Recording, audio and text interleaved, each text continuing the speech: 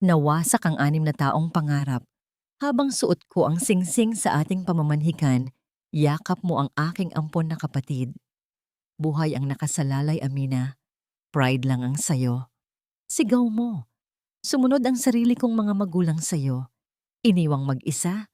Tapos na ang pagiging martir. Hinubad ko ang singsing. Wawakasan ang huwad na ugnayan.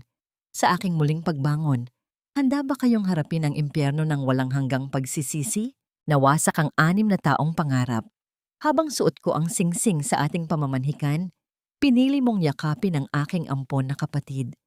Sinumbatan mo akong makasarili dahil inuna ko ang kasal kaysa sa kanyang pekeng sakit at sumunod pa ang sarili kong mga magulang sayo.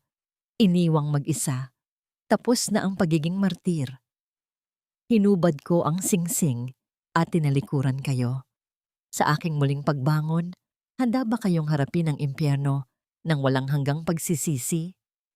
Kabanata 1. Ang sampal ng katotohanan. Buhay ang nakasalalay, Amina.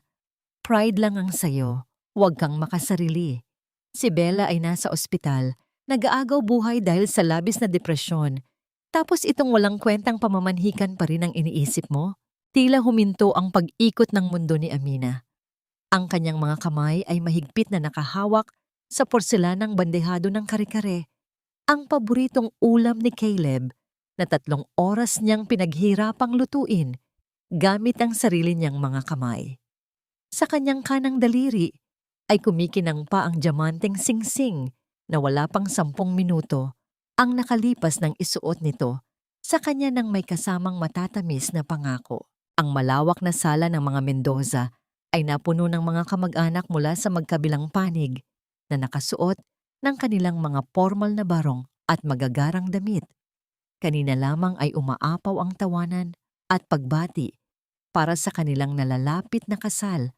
Ngunit ngayon, ang matatalim na salita ni Caleb ay humiwa sa himpapawid na tila isang patalim na walang awang itinirak sa kanyang dibdib. Ang lalamunan ni Amina ay tila sinasakal ng isang hindi nakikitang kamay. Naramdaman niya ang matinding pamamanhid mula sa kanyang mga daliri hanggang sa kanyang kalamnan. Ang bandehado sa kanyang mga kamay ay nagsimulang manginig. Ngunit pinilit niya itong hawakan nang mahigpit hanggang sa pumuti ang kanyang mga buko. Takot na mabitawan ito at tuluyang maging katatawanan sa harap ng lahat. Ang mga pamilyar na mukha ng mga panauhin na kanina ay nakangiti, ay biglang naging mga banyagang nakatingin sa kanya nang may halong awa at tahimik na panghuhusga. Sinubukan ni Amina na habulin ang hininga at kalmahin ang nanginginig niyang boses. Caleb, ngayon ang pamamanhikan natin. 6 na taon nating hinintay ang gabing ito. Pwede bang tapusin muna natin ito bago mo siya puntahan? Alam naman nating madalas magkaroon ng panic attack si Bella kapag hindi sa kanya nakatuon ang atensyon ng lahat. Isang madilim na tingin ang ipinukol sa kanya ng lalaking inakala niyang magiging habambuhay niyang sandalan. Padabog na inalis ni Caleb ang kamay ni Amina na nakakapit sa laylayan ng kanyang polo. Wala ka ba talagang puso, Amina? Ako na nga itong umiintindi sa inyong magkapatid. Napakahina at napakarupok ni Bella. Ikaw, matapang ka, kaya mong tumayo mag-isa at unawain ang sitwasyon. Pero si Bella, kailangan niya ako ngayon. Kailangan niya tayo. Akala ko pa naman iba ka sa mga babaeng walang inisip, kundi ang sarili nilang kapakanan. Bago pa man makasagot si Amina, isang matinis at puno ng galit na boses ang pumailan lang mula sa hagdanan. Ang kanyang ina na si Doña Leticia ay nagmamadaling bumaba habang hawak ang isang mamahaling bag. Kasunod ang kanyang amang si Don Arturo. Wala ka talagang kwentang, Ate Amina. Sigaw ng kanyang sariling ina, ang mga matang nagliliyab sa puot, imbes na magbigay ng kalinga sa anak na ipinahiya sa mismong gabi ng pamamanhikan nito. Imbes na ipagdasal ang kapatid mo na inatake na naman sa puso. Mas inaalala mo pa yang pangarap mong kasal. Walang hiya kang bata ka. Simula nang kinuha ka namin sa probinsya at iniuwi rito sa Maynila, puro ka nalang inggit kay Bella. Kung may mangyaring masama sa anak ko, Hinding-hindi kita mapapatawad. Anak ko, ang dalawang salitang yon ay parang asidong ibinuhos sa nagdurugong puso ni Amina. Isang napakapait na katotohanan na siya ang tunay na dugo at laman, ang anak na nawalay at lumaki sa hirap kasama ng kanyang lola. Samantalang si Bella ay ang ampon na lumaki sa karangyaan at pagmamahal ng mga Mendoza. Nang mamatay ang kanyang lola at kunin siya ng kanyang mga magulang, inakala niya na magkakaroon na siya ng buong pamilya. Ngunit sa loob ng 10 taon, ang tanging natutunan niya ay ang lumuhod at ibigay ang lahat kay Bella dahil siya ang inaasahang maging malakas. Lagi na lang siyang nauunawaan. Lagi na lang siyang nagpaparaya. Tayo na, Caleb. Puntahan natin ang anak ko sa ospital. Utos ng kanyang ina bago nagmamadaling lumabas ng pinto kasama ang kanyang ama. Walang ni isang lumingon upang tingnan ang kalagayan niya. Naglakad si Caleb papalayo, ngunit huminto ito saglit sa may pintuan. Aayusin natin ito kapag bumuti na ang pakiramdam ni Bella. Matuto ka sanang ilugar iyang pagkamakasarili mo, Amina. Tuluyan nang lumisan ang 3 pinakamahalagang tao sa buhay ni Amina. Naiwan siya sa gitna ng naglalakihang chandelier na tila nanlilibak sa kanyang pagiging ulila sa pagmamahal. Ang mga panauhin ay nagsimulang magbulungan, hindi alintana, na naririnig niya ang bawat salita. Akalain mo yon, sariling kapatid na gaagaw buhay, tapos kasal pa rin ang iniintindi.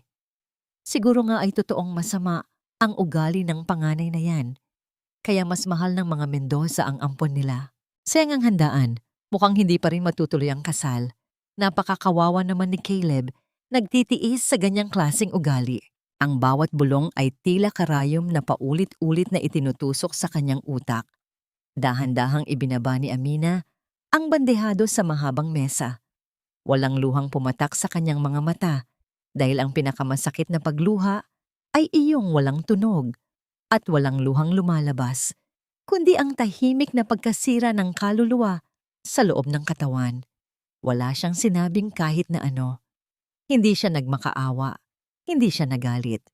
Naglakad siya paakyat ng hagdan, bit-bit ang nakapapasong hiya at naramdaman ang bigat ng bawat hakbang na tila nakapasan sa kanya ang buong mundo. Nang isara niya ang pinto ng kanyang kwarto, ang katahimikan ay tila naging isang malakas na iyak.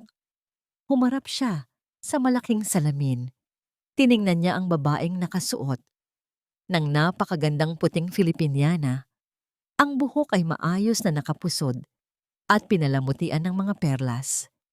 Isang babaeng nag-alay ng 6 na taon ng kanyang kabataan para mahalin ang isang lalaking hindi kailanman siya pinili sa mga oras na kailangan niya ito. Isang babaeng nagpakababa ng 1 dekada para lang makuha ang atensyon ng mga magulang na kailanman ay hindi siya tinuring na tunay na anak. Nanginginig ang kanyang mga daliri habang isa-isa niyang tinatanggal ang mga hiwa-hiwalay na hairpin mula sa kanyang buhok. Ang bawat paghugot niya nito ay tila pagbunot sa mga natitirang hibla ng pag-asa sa kanyang puso. Kasunod nito ay dahan-dahan niyang kinalag ang kwintas na perlas na ibinigay ng kanyang ina noong nakaraang taon. Isang lumang alahas na pinagsawaan na ni Bella at ipinasa na lamang sa kanya para masabing may regalo siya. At sa huli, ang kanyang mga mata ay dumapo sa kumikinang na singsing sa kanyang daliri. Mahigpit ang pagkakakabit nito at nang pilitin niya itong hubarin, nag-iwan ito ng mapulang marka sa kanyang balat. Isang malinaw na bakas ng pagkakatali niya sa isang huwad na pangako. Tila isang tanikala na matagal niyang pinasan na ngayon ay tuluyan na niyang kinalag. Inilapag niya ang singsing, ang kwintas, at ang mga palamuti sa buhok sa ibabaw ng kanyang mesa, katabi ng isang blangkong papel. Wala siyang isusulat. Wala nang natitirang salita para sa mga taong hindi marunong makinig. Kumuha siya ng isang maliit na bag at isinilid lamang ang ilang simpleng damit at ang lumang litrato ng kanyang yumaong lola, ang tanging taong nagbigay sa kanya ng purong pagmamahal. Hubad sa anumang karangyaan ng pamilya Mendoza, nagpalit siya ng isang simpleng pantalon at itim na jacket. Lumabas siya ng bahay bitbit ang maliit na bag. Sumalubong sa kanya ang malamig at malakas na pagbuhos ng ulan sa kalagitnaan ng gabi. Ang patak ng ulan ay tumama sa kanyang mukha, tila naghuhugas sa kanyang mga kasalanang hindi niya naman ginawa at sa mga luhang pinili niyang itago sa loob ng maraming taon. Sa bawat paglayo ng kanyang mga paa sa malaking tarangkahan ng mga Mendoza, isang tanong ang paulit-ulit na umaalingaw-ngaw sa kanyang isipan. Hanggang kailan niya kailangang mamatay sa sakit para lang mabuhay ang iba? Sumara ang malaking gate nang may bigat na sumasalamin sa kanyang tuluyang paglisan. Tumingala si Amina sa madilim na kalangitan, nilanghap ang malamig na hangin na may amoy ng basang lupa. Hindi na siya babalik, hinding-hindi na. Ngunit makakaya kaya ng kanyang naghihingalong puso na hanapin ang liwanag sa kabila ng napakadilim na mundong ito? O ito na ang simula ng kanyang tuluyang paglaho? Ang pinakamasakit na bahagi ng pag-alis ay hindi ang paghakbang ng mga paa palayo, kundi ang katotohanang walang humahabol sa iyo. Habang umaandar ang bus palabas ng terminal sa Cubao, nakasandal ang noo ni Amina sa malamig na salamin ng bintana. Ang amoy ng lumang upuan at ang mahinang ugong ng makina ay nagsilbing yayi sa kanyang pag-iisa. Sa labas, ang mga ilaw ng lungsod ay naglalabo-labo dahil sa patuloy na pagbuhos ng ulan at sa mga luhang hindi na niya napigilang dumaloy. Ang bawat poste ng ilaw na nadadaanan nila ay tila isang segundong lumilipas mula sa kanyang nakaraan. Isang nakaraang pilit niyang binubura, ngunit nakabaon ng malalim sa kanyang balat. Naramdaman niya ang panginginig ng kanyang dibdib, isang klaseng panginginig na hindi dulot ng lamig ng aircon, kundi ng unti-unting pagguho ng lahat ng kanyang pinaniniwalaan.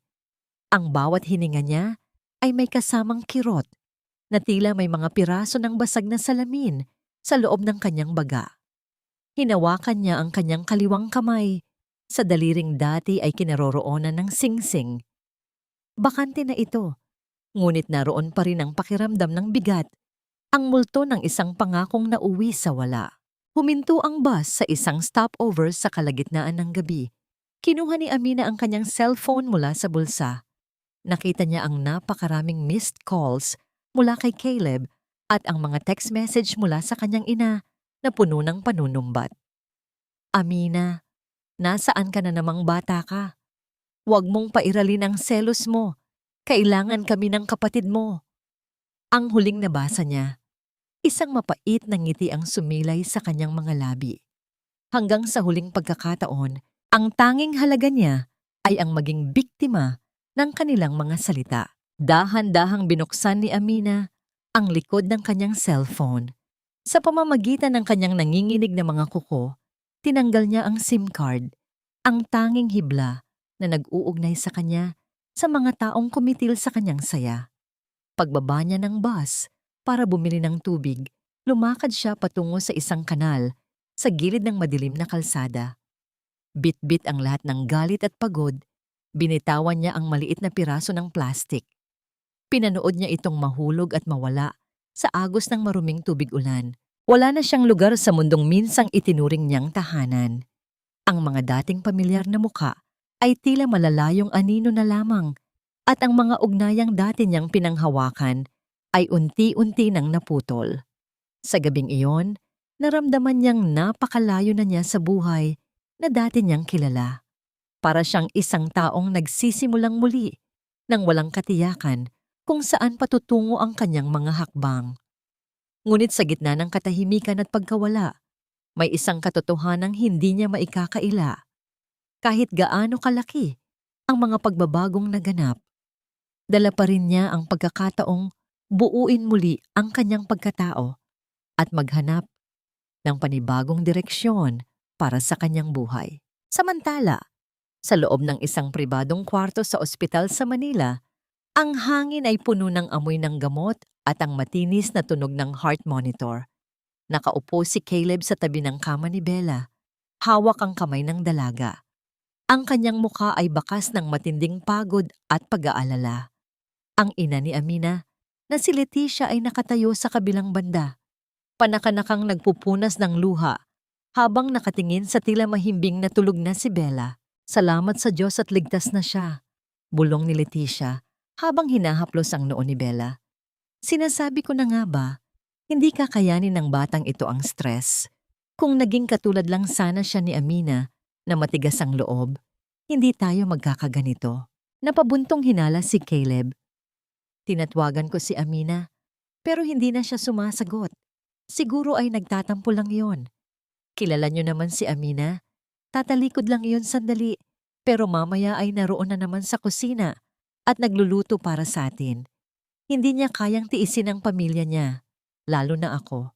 Hindi napansin ng dalawa na sa ilalim ng puting kumot, ang mga daliri ni Bella ay bahagyang gumalaw. Nang tumalikod si Caleb para kumuha ng tubig, dahan-dahang imulat ni Bella ang kanyang mga mata. Walang bakas ng sakit o panghihina sa kanyang paningin, kundi isang mapanuyang ningning. Isang maliit na ngiti ang sumilay sa kanyang mga labi habang nakatingin sa likod ni Caleb. Tagumpay na naman siya. Nagawa niya na namang maging bida sa gitna ng mahalagang sandali ni Amina. Para kay Bella, ang bawat luhang ibinuhos ni Amina ay isang medalya ng kanyang kapangyarihan. Hayaan mo muna siya, Caleb, sabi ni Leticia nang may halong inis. Hayaan mo siyang mag-isa sa bahay.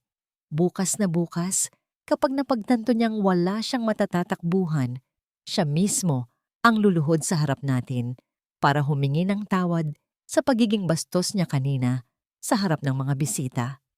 Masyado nating napapriority ang nararamdaman niya nitong mga nakaraang araw kaya lumalaki ang ulo. Tumango si Caleb, bagamat may kakaibang kaba na nagsisimulang kumiliti sa kanyang dibdib. Isang pakiramdam na tila may mahalagang bagay na unti-unting nadudulas mula sa kanyang mga kamay. Madaling araw na nang makabalik si Caleb at ang mga magulang ni Amina sa mansyon ng mga Mendoza. Ang buong bahay ay balot ng nakabibinging katahimikan. Ang mga dekorasyon para sa pamamanhikan ay naroon pa rin, ang mga bulaklak ay nagsisimula ng malanta, at ang ilang mga silya ay nakatumba. Ang bawat sulok ng bahay ay tila sumisigaw ng kahihiyang nangyari kanina. Amina! Amina, bumaba ka rito! Tawag ni Leticia habang paakyat ng hagdan. Mag-usap tayo ng maayos. Huwag mo kaming daanin sa ganyang katahimikan. Ngunit walang sumasagot. Ang tanging naririnig nila ay ang sarili nilang mga yabag sa mahabang pasilyo. Naglakad si Caleb patungo sa kwarto ni Amina. Ang kanyang puso ay nagsisimulang tumibok ng mabilis, isang hindi maipaliwanag na takot ang bumabalot sa kanya. Dahan-dahan niyang pinihit ang doorknob at itinulak ang pinto. Sinalubong siya ng isang kwartong napakalinis at napakatahimik. Ang kama ay maayos na nakatupi. Tila walang sino mang humiga doon. Ang bintana ay bahagyang nakabukas, hinahayaang pumasok ang malamig na hangin ng madaling araw. Wala ang mga gamit na madalas niyang makita sa ibabaw ng dresser. Walang mga libro, walang mga paboritong pabango ni Amina. Lumapit si Caleb sa mesang nasa gilid ng kama. Doon, sa ilalim ng malamig na liwanag ng buwan, tumambad sa kanya ang diamanteng singsing. Nakapatong ito sa ibabaw ng mesa kasama ang kwintas na perlas at ang mga palamuti sa buhok. Ang singsing na simbolo ng kanilang hinaharap ay tila naging isang piraso ng yelo na nagpalamig sa buong katawan ni Caleb. Kinuha ni Caleb ang singsing. Ang metal nito ay dumikit sa kanyang palad. Nagbibigay ng isang uri ng sakit na hindi niya kailanman inasahan. Walang sulat na iniwan. Walang paliwanag. Ang katahimikan ni Amina ay naging isang napakalakas na sigaw ng paglisan.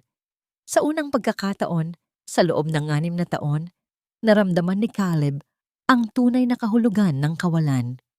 Amina, bulong niya sa hangin, ngunit ang tanging sumagot sa kanya ay ang paghampas ng kurtina sa gilid ng bintana. Sa labas, ang araw ay nagsisimula ng sumikat. Ngunit para kay Caleb, ang kadiliman ay tila nagsisimula pa lamang. Nasaan na ang babaeng laging naghihintay? Nasaan na ang babaeng hindi marunong sumuko? Habang mahigpit niyang kinukuyom ang singsing sa kanyang palad, isang nakakapangilabot na katotohanan ang pumasok sa kanyang isipan. Ang Aminang kilala niya ay maaaring hindi na kailanman babalik. Sinalubong si Amina ng isang mundong binalot ng puting hamog at amoy ng sariwang pino. Pagbaba niya sa bus sa terminal ng Sagada, ang lamig ng hangin sa kabundukan ng Cordillera ay tila libo-libong maliliit na karayom na tumutusok sa kanyang manipis na jacket. Ang bawat paghinga niya ay naglalabas ng puting usok, isang paalala na malayo na siya sa mainit at madungis na hangin ng Maynila. Ngunit sa kabila ng lamig, naramdaman niya ang isang uri ng katahimikan na matagal na niyang hinahanap. Isang katahimikang hindi nakabibingi, kundi yumayakap. Naglakad siya ng walang tiyak na direksyon. Bit-bit ang kanyang maliit na bag na tila pasan niya ang lahat ng kanyang kabiguan. Ang kanyang mga binti ay nanginginig sa pagod mula sa mahigit 10 oras na biyahe. At ang kanyang sikmura ay humihingi na ng sustansya. Sa bawat hakbang, ang kanyang paningin ay unti-unting naglalabo dahil sa puyat at gutom hanggang sa marating niya ang isang maliit at simpleng karinderya sa gilid ng kalsada na gawa sa lumang kahoy at may usok na lumalabas mula sa bubong nito. Isang matandang babae na may maamong mukha at mga matang puno ng karanasan ang lumabas mula sa kusina. Ito si Lola Flora. Nang makita niya ang kalagayan ni Amina, namumutla, nanginginig, at may mga matang tila nawawala sa sarili, ay agad siyang lumapit at inalalaya ng dalaga sa isang upuan. "Iha, mukhang malayo ang pinanggalingan mo," banayad na sabi ni Lola Flora habang mabilis na kumuha ng isang basong mainit na tubig at inilapag ito sa harap ni Amina. "Uminom ka muna. Huwag kang mag-alala. Ligtas ka rito." Hindi nakapagsalita si Amina. Tanging ang mainit na baso lamang ang kanyang nayakap, pilit na kumukuha ng init para sa kanyang naninigas na mga daliri. Maya-maya pa ay inilapag ni Lola Flora ang isang mangkok ng mainit na lugaw na may kasamang luya at nilagang itlog. Ang usok mula sa pagkain ay humahaplos sa mukha ni Amina. Nagdadala ng isang uri ng kalinga na hindi niya kailanman naramdaman mula sa kanyang sariling ina. "Ayos ka lang ba, Hija?" Ang tanong ni Lola Flora na tila isang himig ng musika sa pandinig ni Amina. Mukha kang nakakita ng bagyo sa gitna ng tag-araw. Doon ay hindi na napigilan ni Amina ang kanyang sarili. Ang unang subo ng mainit na lugaw ay tila naging susi para bumukas ang mga luhang kanina pa niya pinipigil. Umiyak siya ng tahimik. Ang kanyang mga balikat ay dahan-dahang gumagalaw sa bawat hikbi. Sa unang pagkakataon, may isang taong nagtanong kung ayos lang ba siya nang walang hinihinging kapalit, nang walang anumang panunumbat. Habang nagpupunas ng luha si Amina, bumukas ang pinto ng karinderya at pumasok ang isang lalaki. Nakasuot ito ng makapal na brown na jacket at may dalang isang itim na medical bag. Ang kanyang tindig ay matatag, ngunit ang kanyang mga mata ay may taglay na kakaibang lambot. Siya si Mateo, ang doktor, na mas piniling manilbihan sa liblib na bahaging ito ng bundok kaysa sa marangyang ospital sa syudad. Dahil sa pagmamadaling punasan ng kanyang luha, hindi sinasadyang nasagi ni Amina ang kanyang bag sa gilid ng mesa, naging sanhi upang mahulog ang lahat ng laman nito sa sahig. Mabilis na lumapit si Mateo at yumuko para tulungan siyang pulutin ang kanyang mga gamit. Nang magtama ang kanilang mga kamay sa pag-abot ng isang maliit na suklay, tila tumigil ang oras para kay Amina. Tumingala siya at nakita ang mga mata ni Mateo. Mga matang walang halong panghuhusga, kundi puno ng respeto at pag-unawa. Sa loob ng 6 na taon kasama si Caleb, ang tanging nakikita ni Amina ay ang kanyang mga pagkukulang. Ngunit sa paningin ng estrangherong ito, tila nakikita niya ang isang taong karapat-dapat igalang. "Pasensya ka na, hindi ko sinasadya," mahinang sabi ni Amina. Ang kanyang boses ay paos pa rin mula sa pag-iyak. "Wala iyon. Minsan talaga, kahit ang pinakamaingat na tao ay nawawalan ng hawak," sagot ni Mateo, nang may maliit na ngiti na nagbigay ng kakaibang init sa dibdib ni Amina. Ako si Mateo. Kung kailangan mo ng tulong o kung masama ang pakiramdam mo, narito lang ako sa kabilang kalsada, sa maliit na klinika. Habang nangyayari ito sa mapayapang bayan ng Sagada, ang ingay at gulo naman ay namamayani sa Manila. Sa loob ng kanyang mamahaling sasakyan, paulit-ulit na pinipindot ni Caleb ang kanyang cellphone. Ang kanyang mukha ay pulang-pula sa galit at pagkalito. The number you dialed is no longer in service. Please check the number and dial again. Ang malamig na boses ng operator ang tanging sumasagot sa kanya. Walang hiya, Amina. Nasaan ka ba? Sigaw ni Caleb sabay hampas sa manibela ng kanyang sasakyan. Isang malakas na tunog ang umalingaw-ngaw sa loob ng sasakyan. Ngunit walang Aminang dumating para pakalmahin siya. Sinubukan niyang isipin kung nasaan ang mga kaibigan ni Amina. Ngunit napagtanto niya na sa loob ng 6 na taon, nilayo niya ang dalaga sa lahat. Wala siyang kahit isang impormasyon kung saan maaaring magtago ang babaeng inakala niyang kontrolado niya habang buhay. Sa unang pagkakataon, naramdaman ni Caleb ang isang malalim na butas sa kanyang buhay. Ang bawat sulok ng kanyang kondo, ang bawat gamit niya, ay may bakas ni Amina. Ang mga damit niyang maayos na nakatupi. Ang kanyang paboritong pabango na si Amina ang pumili. At ang katahimikan na ngayon ay naging isang sumpa. Balik sa Sagada, ang gabi ay mabilis na lumalim. Inalok ni Lola Flora si Amina na manatili muna sa kanyang bakanteng kwarto sa itaas ng karinderya. Huwag kang mag-alala tungkol sa pambayad, Hija. Malaking tulong na sa akin ang may makakausap dito sa bahay, sabi ng matanda. Inihatid ni Lola Flora si Amina sa isang maliit ngunit napakalinis na kwarto. May amoy ito ng pinatuyong bulaklak at sariwang kumot. Habang iniaayos ni Amina ang kanyang iilang gamit sa ibabaw ng maliit na aparador, napansin niya ang isang lumang frame na nakaharap sa dingding. Dahan-dahan niya itong iniharap. Isang litrato ang tumambad sa kanya. Isang mas bata at nakangiting Mateo ang kasama ni Lola Flora, habang nasa background ang isang luntiang bukirin. May nakasulat na maikling dedikasyon sa likod ng litrato sa wikang hindi pamilyar kay Amina. Ngunit ang petsa ay luma na. Sino-sino ang mga taong ito at bakit tila dinala siya ng tadhana sa mismong pintuan ng isang pamilyang hindi niya kakilala, ngunit nagbibigay sa kanya ng kapayapaang ipinagkait sa kanya ng sarili niyang dugo. Napaupo si Amina sa gilid ng kama, hawak ang litrato, habang ang tunog ng hangin sa labas ay tila bumubulong ng isang bagong simula. Ngunit sa likod ng kapayapaang ito, alam niyang may mga lihim pang naghihintay na mabuksan. Ang katahimikan sa loob ng mansyon ng mga Mendoza ay hindi na gaya ng dati. Noong naroon pa si Amina, ang katahimikan ay tila isang malambot na kumot na nagbibigay ng kaayusan sa bawat sulok ng bahay.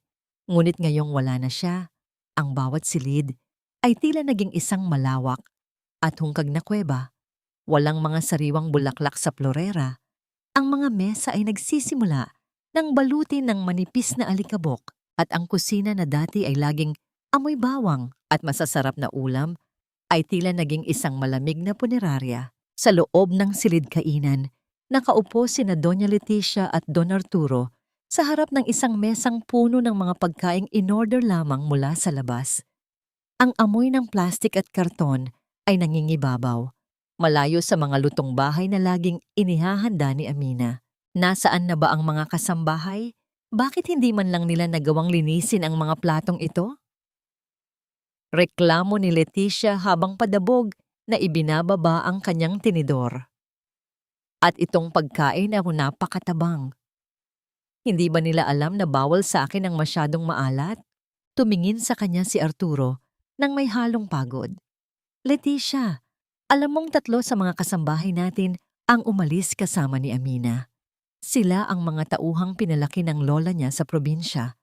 At ang iba naman ay hindi alam kung paano sundin ang mga espesyal na utos mo dahil si Amina ang laging gumagawa noon para sa kanila. Eksaktong bumaba si Bella mula sa 2nd palapag.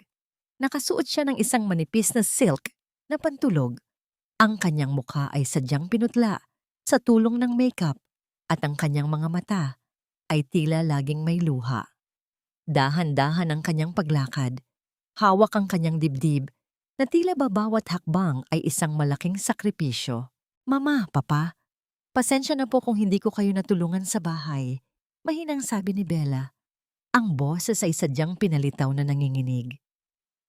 Susubukan ko pong magluto bukas kahit medyo nahihilo pa ako. Ayaw ko pong isipin ninyo na pabigat ako ngayong wala na si ate.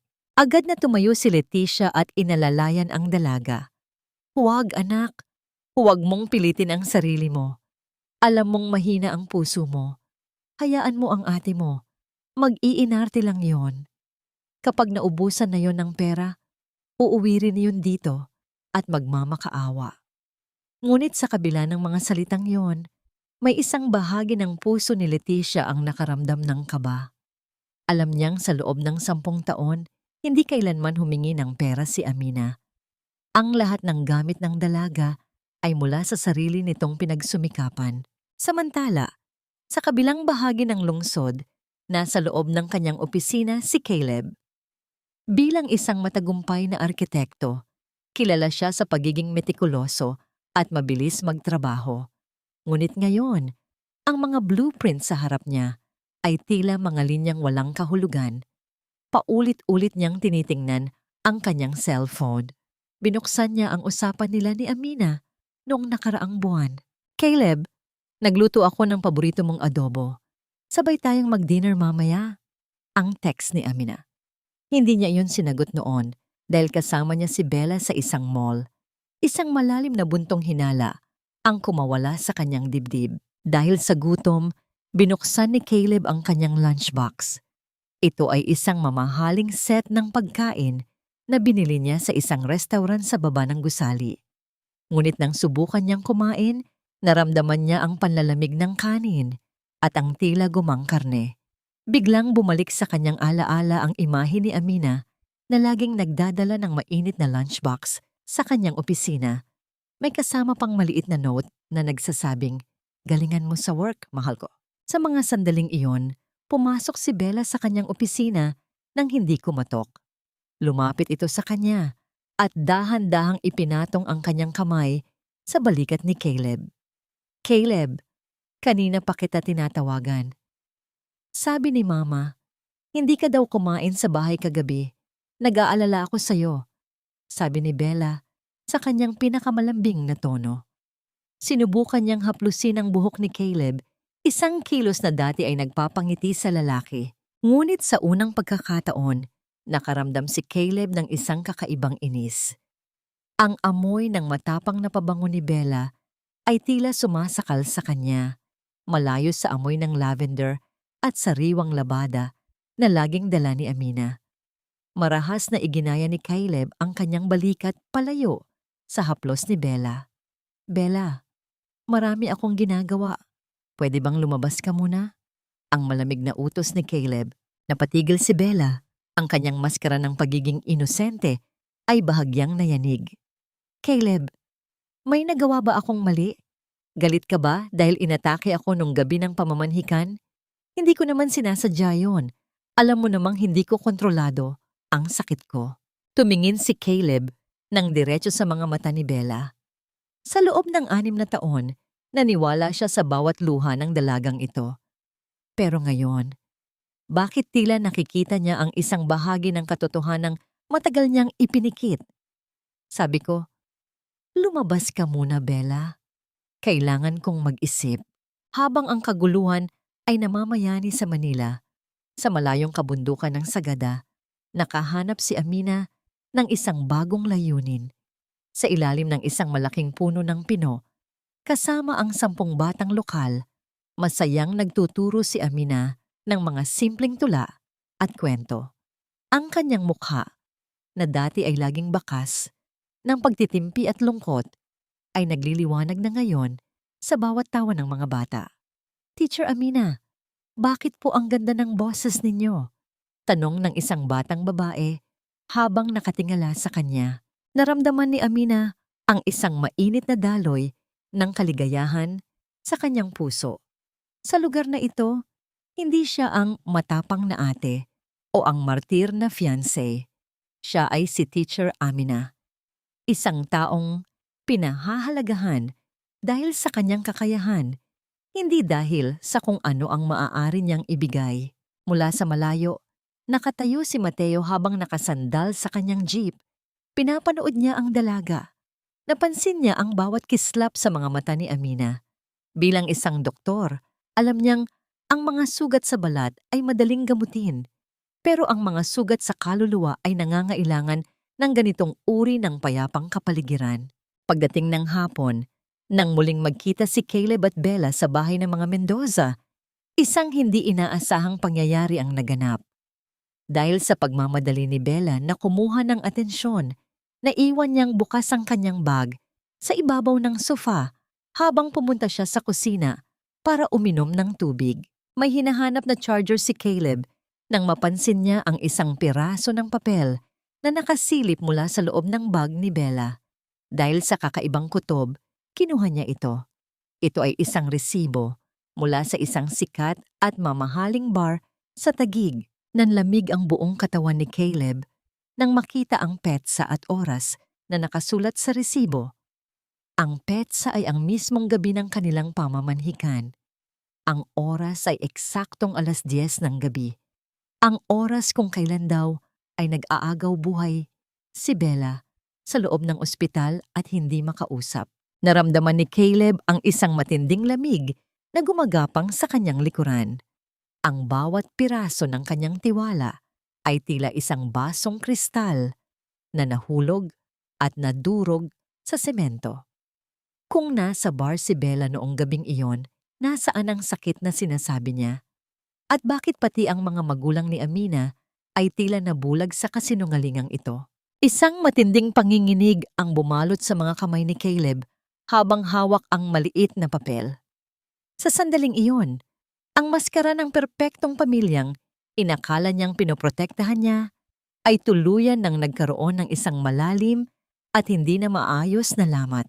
Ang hapon sa sagada ay binalot ng makapal at kulay abuhong mga ulap na dahan-dahang gumagapang pababa mula sa tuktok ng mga bundok.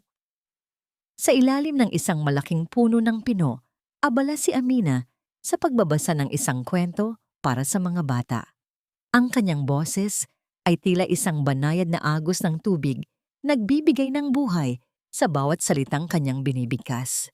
Ngunit sa kalagitnaan ng kanyang pagkukwento, ang langit ay biglang nagpakawala ng isang matinding buhos ng ulan. Ang bawat patak nito ay malalaki at malamig. Mabilis na binabasa ang tuyong lupa at ang mga dahon ng pino.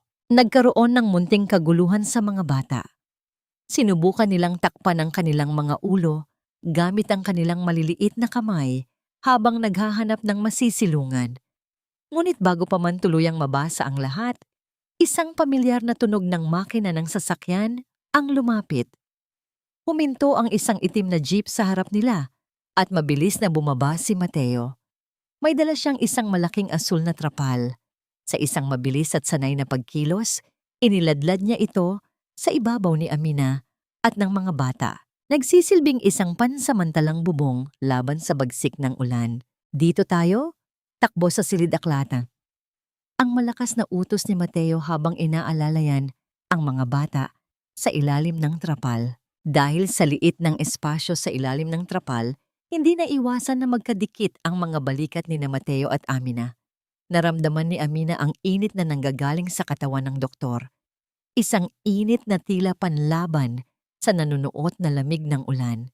Sabay silang naglakad, tinitiyak na walang batang may iwan sa labas ng kanilang proteksyon hanggang sa marating nila ang maliit na silid-aklatan ng baryo. Nang makapasok ang lahat, ang amoy ng lumang papel at tuyong kahoy ang sumalubong sa kanila. Ang mga bata, na ngayon ay ligtas na, ay nagsimulang maglaro sa isang sulok habang sina Mateo at Amina ay naiwan sa gitna ng silid, kapwa hingal at bahagyang basa. Napansin ni Amina na ang ilang mga libro sa ibabaw ng mesa ay nababasa na dahil sa tumutulong tubig mula sa bintana. Agad siyang lumapit at nagsimulang punasan ang mga ito gamit ang dulo ng kanyang jacket. Hindi nagtagal ay lumapit din si Mateo at kumuha ng ilang tuyong tela mula sa isang aparador. Sa loob ng ilang minuto, ang tanging tunog na naririnig sa silid ay ang paghampas ng ulan sa bubong at ang marahang pagpunas nila sa mga pahina ng libro. Walang masyadong salita, ngunit ang bawat galaw nila ay magkasundo. Isang uri ng pagkakaintindihan na hindi kailangang dumaan sa bibig. Hayaan mo na ang mga yan, Amina. Ang banayad na sabi ni Mateo. Kinuha niya ang isang malinis at puting tuwalya mula sa kanyang bag at dahan-dahang isinampay ito sa mga balikat ni Amina. Baka magkasakit ka. Mas kailangan ka ng mga bata rito kaysa sa mga librong ito. Napatigil si Amina. Tiningnan niya ang mga mata ni Mateo. Sa loob ng mahabang panahon, ang tanging nakikita niya sa mga mata ng mga tao sa Manila ay ang awa. Awa dahil sa kanyang sitwasyon o galit dahil sa kanyang hindi pagsunod. Ngunit sa mga mata ni Mateo, wala siyang nakitang ganoon. Ang nakita niya ay purong respeto at kalinga. Tila ba sa paningin ng lalaking ito, siya ay isang taong kailangang protektahan hindi dahil mahina siya, kundi dahil mahalaga siya. Salamat, Mateo. Ang mahinang tugon ni Amina, ang kanyang puso, ay tila isang yelong unti-unting natutunaw sa ilalim ng init ng araw. Hindi lang ako sanay na may nag-aalaga sa akin. Matuto ka ng masanay ngayon. Ang seryosong sagot ni Mateo bago ito muling bumalik sa pag-aayos ng mga gamit.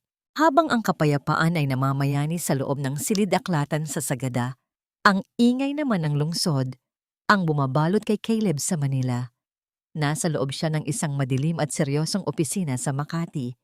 Sa harap niya ay nakaupo ang isang lalaking naka-Amerikana, ang private investigator na kinuha niya para hanapin si Amina. Gawin mo ang lahat.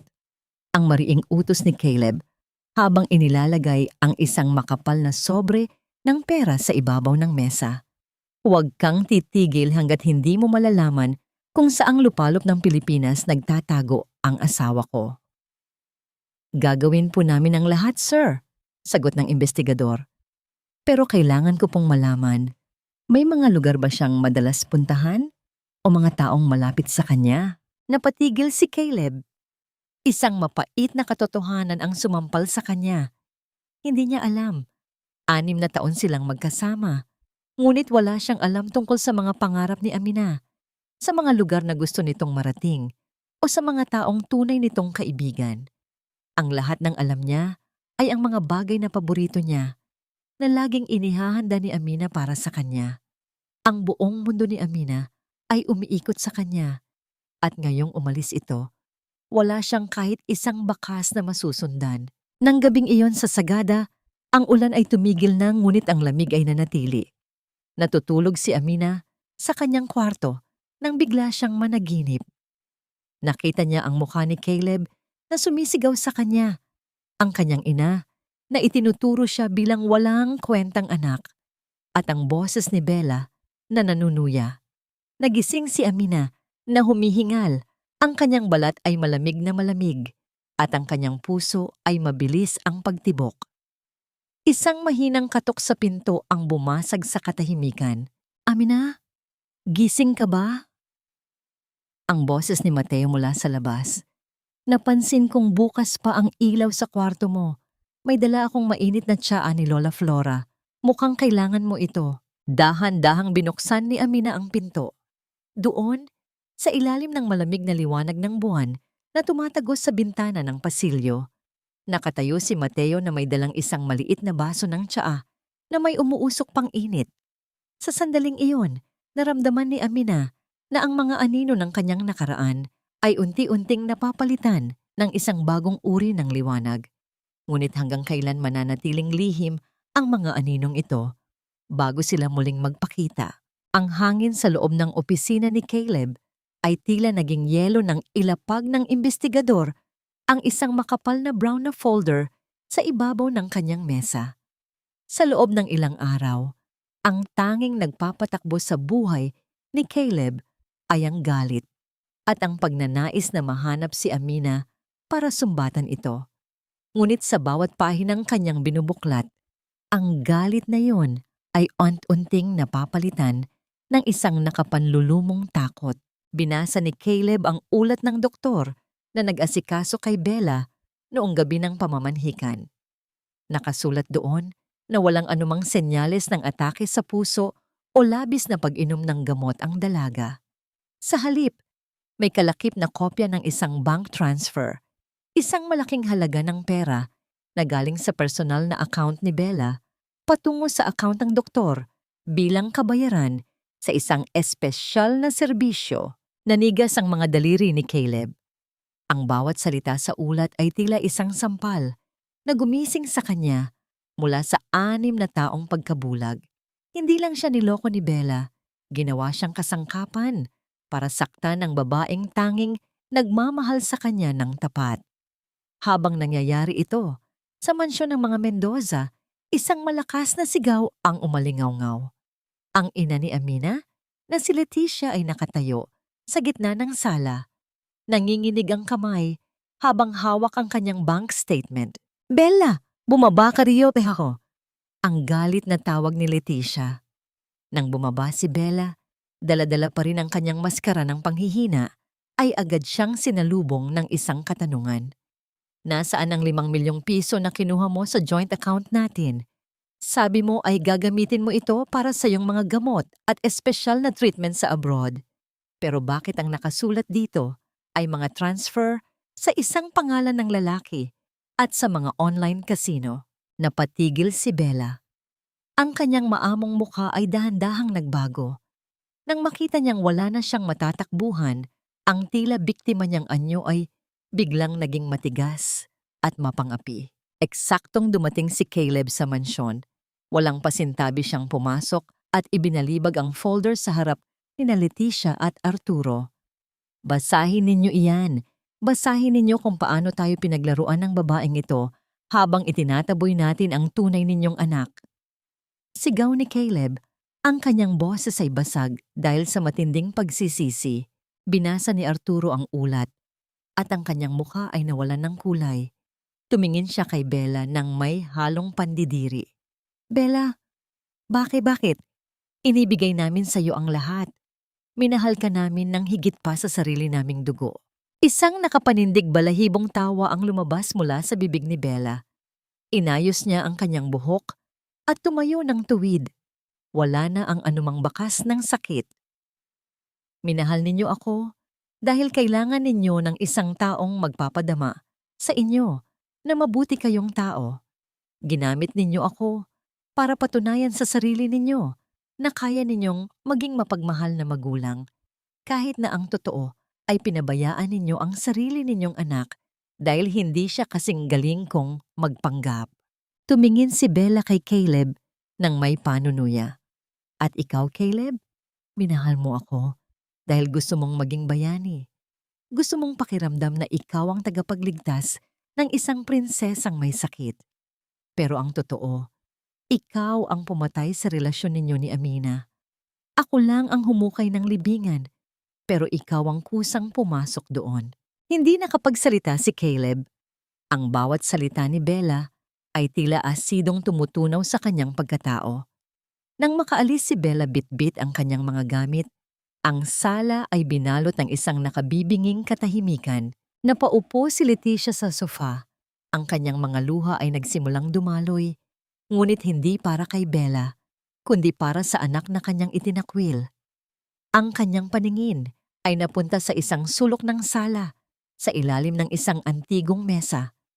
Doon ay nakita niya ang isang lumang pares ng sapatos, isang kupas na sapatos na pagmamay-ari ni Amina noong bagong uwi pa lamang ito mula sa probinsya. Napagtanto ni Leticia na sa loob ng 10 taon, kahit kailan ay hindi nila binilhan ng bagong sapatos ang sarili nilang anak dahil laging inuuna ang gusto ni Bella.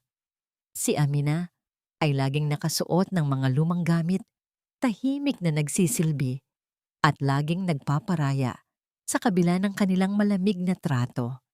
"Tayo ang nagtulak sa kanya palayo," ang paos na sabi ni Arturo. "Tayo ang pumatay sa kanyang espiritu." Umiyak si Caleb ng husto. Ang kanyang mga balikat ay nayayanig sa bawat hikbi. Napakasama ko. Napakasama nating lahat kay Amina.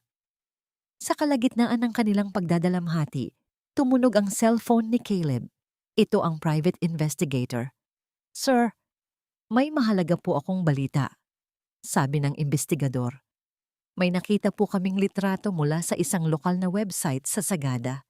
Ito ay tungkol sa mga volunteer teachers sa isang liblib na baryo. Nanginginig ang mga kamay ni Caleb habang binubuksan ng email na ipinadala ng investigador. Doon, sa isang malabong ngunit malinaw na anggulo, nakita niya si Amina. Nakasuot ito ng simpleng t-shirt at nakatali ang buhok, nakaupo sa damuhan kasama ang mga bata. Ang kanyang mukha ay puno ng isang uri ng ngiti na hindi kailanman nakita ni Caleb sa loob ng 6 na taon. Isang ngiti ng tunay na kalayaan at kapayapaan. Nahanap ko na siya, bulong ni Caleb. Nahanap ko na ang buhay na winasak ko. Ngunit habang tinititigan ni Caleb ang litrato, napansin niya ang isang lalaking nakatayo sa likuran ni Amina. Isang lalaking nakatingin sa dalaga nang may paghanga at pag-iingat. Ang kaba sa dibdib ni Caleb ay muling bumalik. Mapapatawad pa kaya siya ng babaeng tila nakahanap na ng sarili nitong langit sa piling ng iba? O huli na ang lahat para sa kanyang pagsisisi? Ang amoy ng sariwang lupa pagkatapos ng ulan ay humahalo sa usok ng nagsisimalang siga sa labas ng maliit na bahay ni Lola Flora. Abala si Amina sa pag-aayos ng mga panggatong na gagamitin para sa pagluluto ng hapunan. Sa gitna ng kanyang pagmamadali, isang matulis na bahagi ng kahoy ang dumulas sa kanyang palad. Nag-iwan ng isang mahaba at malalim na sugat. Hindi siya sumigaw. Sanay na si Amina na itago ang sakit. Sanay na siyang magpatuloy na tila walang nangyari dahil noon, sa Manila, ang kanyang boses ay laging nalulunod sa mga hinaing ni Bella. Ngunit bago pa man niya maitago ang kanyang nanginginig na kamay, sa loob ng bulsa ng kanyang jacket, isang kamay ang dahan-dahang humawak sa kanyang pulso. Ito ay si Mateo. Katatapos lang nito sa kanyang duty sa klinika at sadyang dumaan para tingnan ang kalagayan ng dalaga. Hayaan mong gamutin ko yan, ang mahinang utos ni Mateo. Hindi ito nagtatanong, kundi nagbibigay ng isang uri ng katiyakan na hindi matanggihan ni Amina. Dinala siya ni Mateo sa loob ng klinika. Sa ilalim ng maliwanag na ilaw, kinuha ng doktor ang mga kagamitan para sa paglilinis ng sugat. Habang maingat na pinapahiran ni Mateo ng gamot ang palad ni Amina, napansin ng doktor ang maliliit at mapuputing peklat sa pulso at mga daliri ng dalaga. Hindi mga sugat mula sa aksidente, kundi mga marka ng labis na pagod, stress, at mga taon ng pagpapabaya sa sarili. Ang mga sugat na ito, simula ni Mateo, habang nakatuon ang pansin sa pagbabalot ng gasa. Hindi sila nakuha sa isang gabi lang.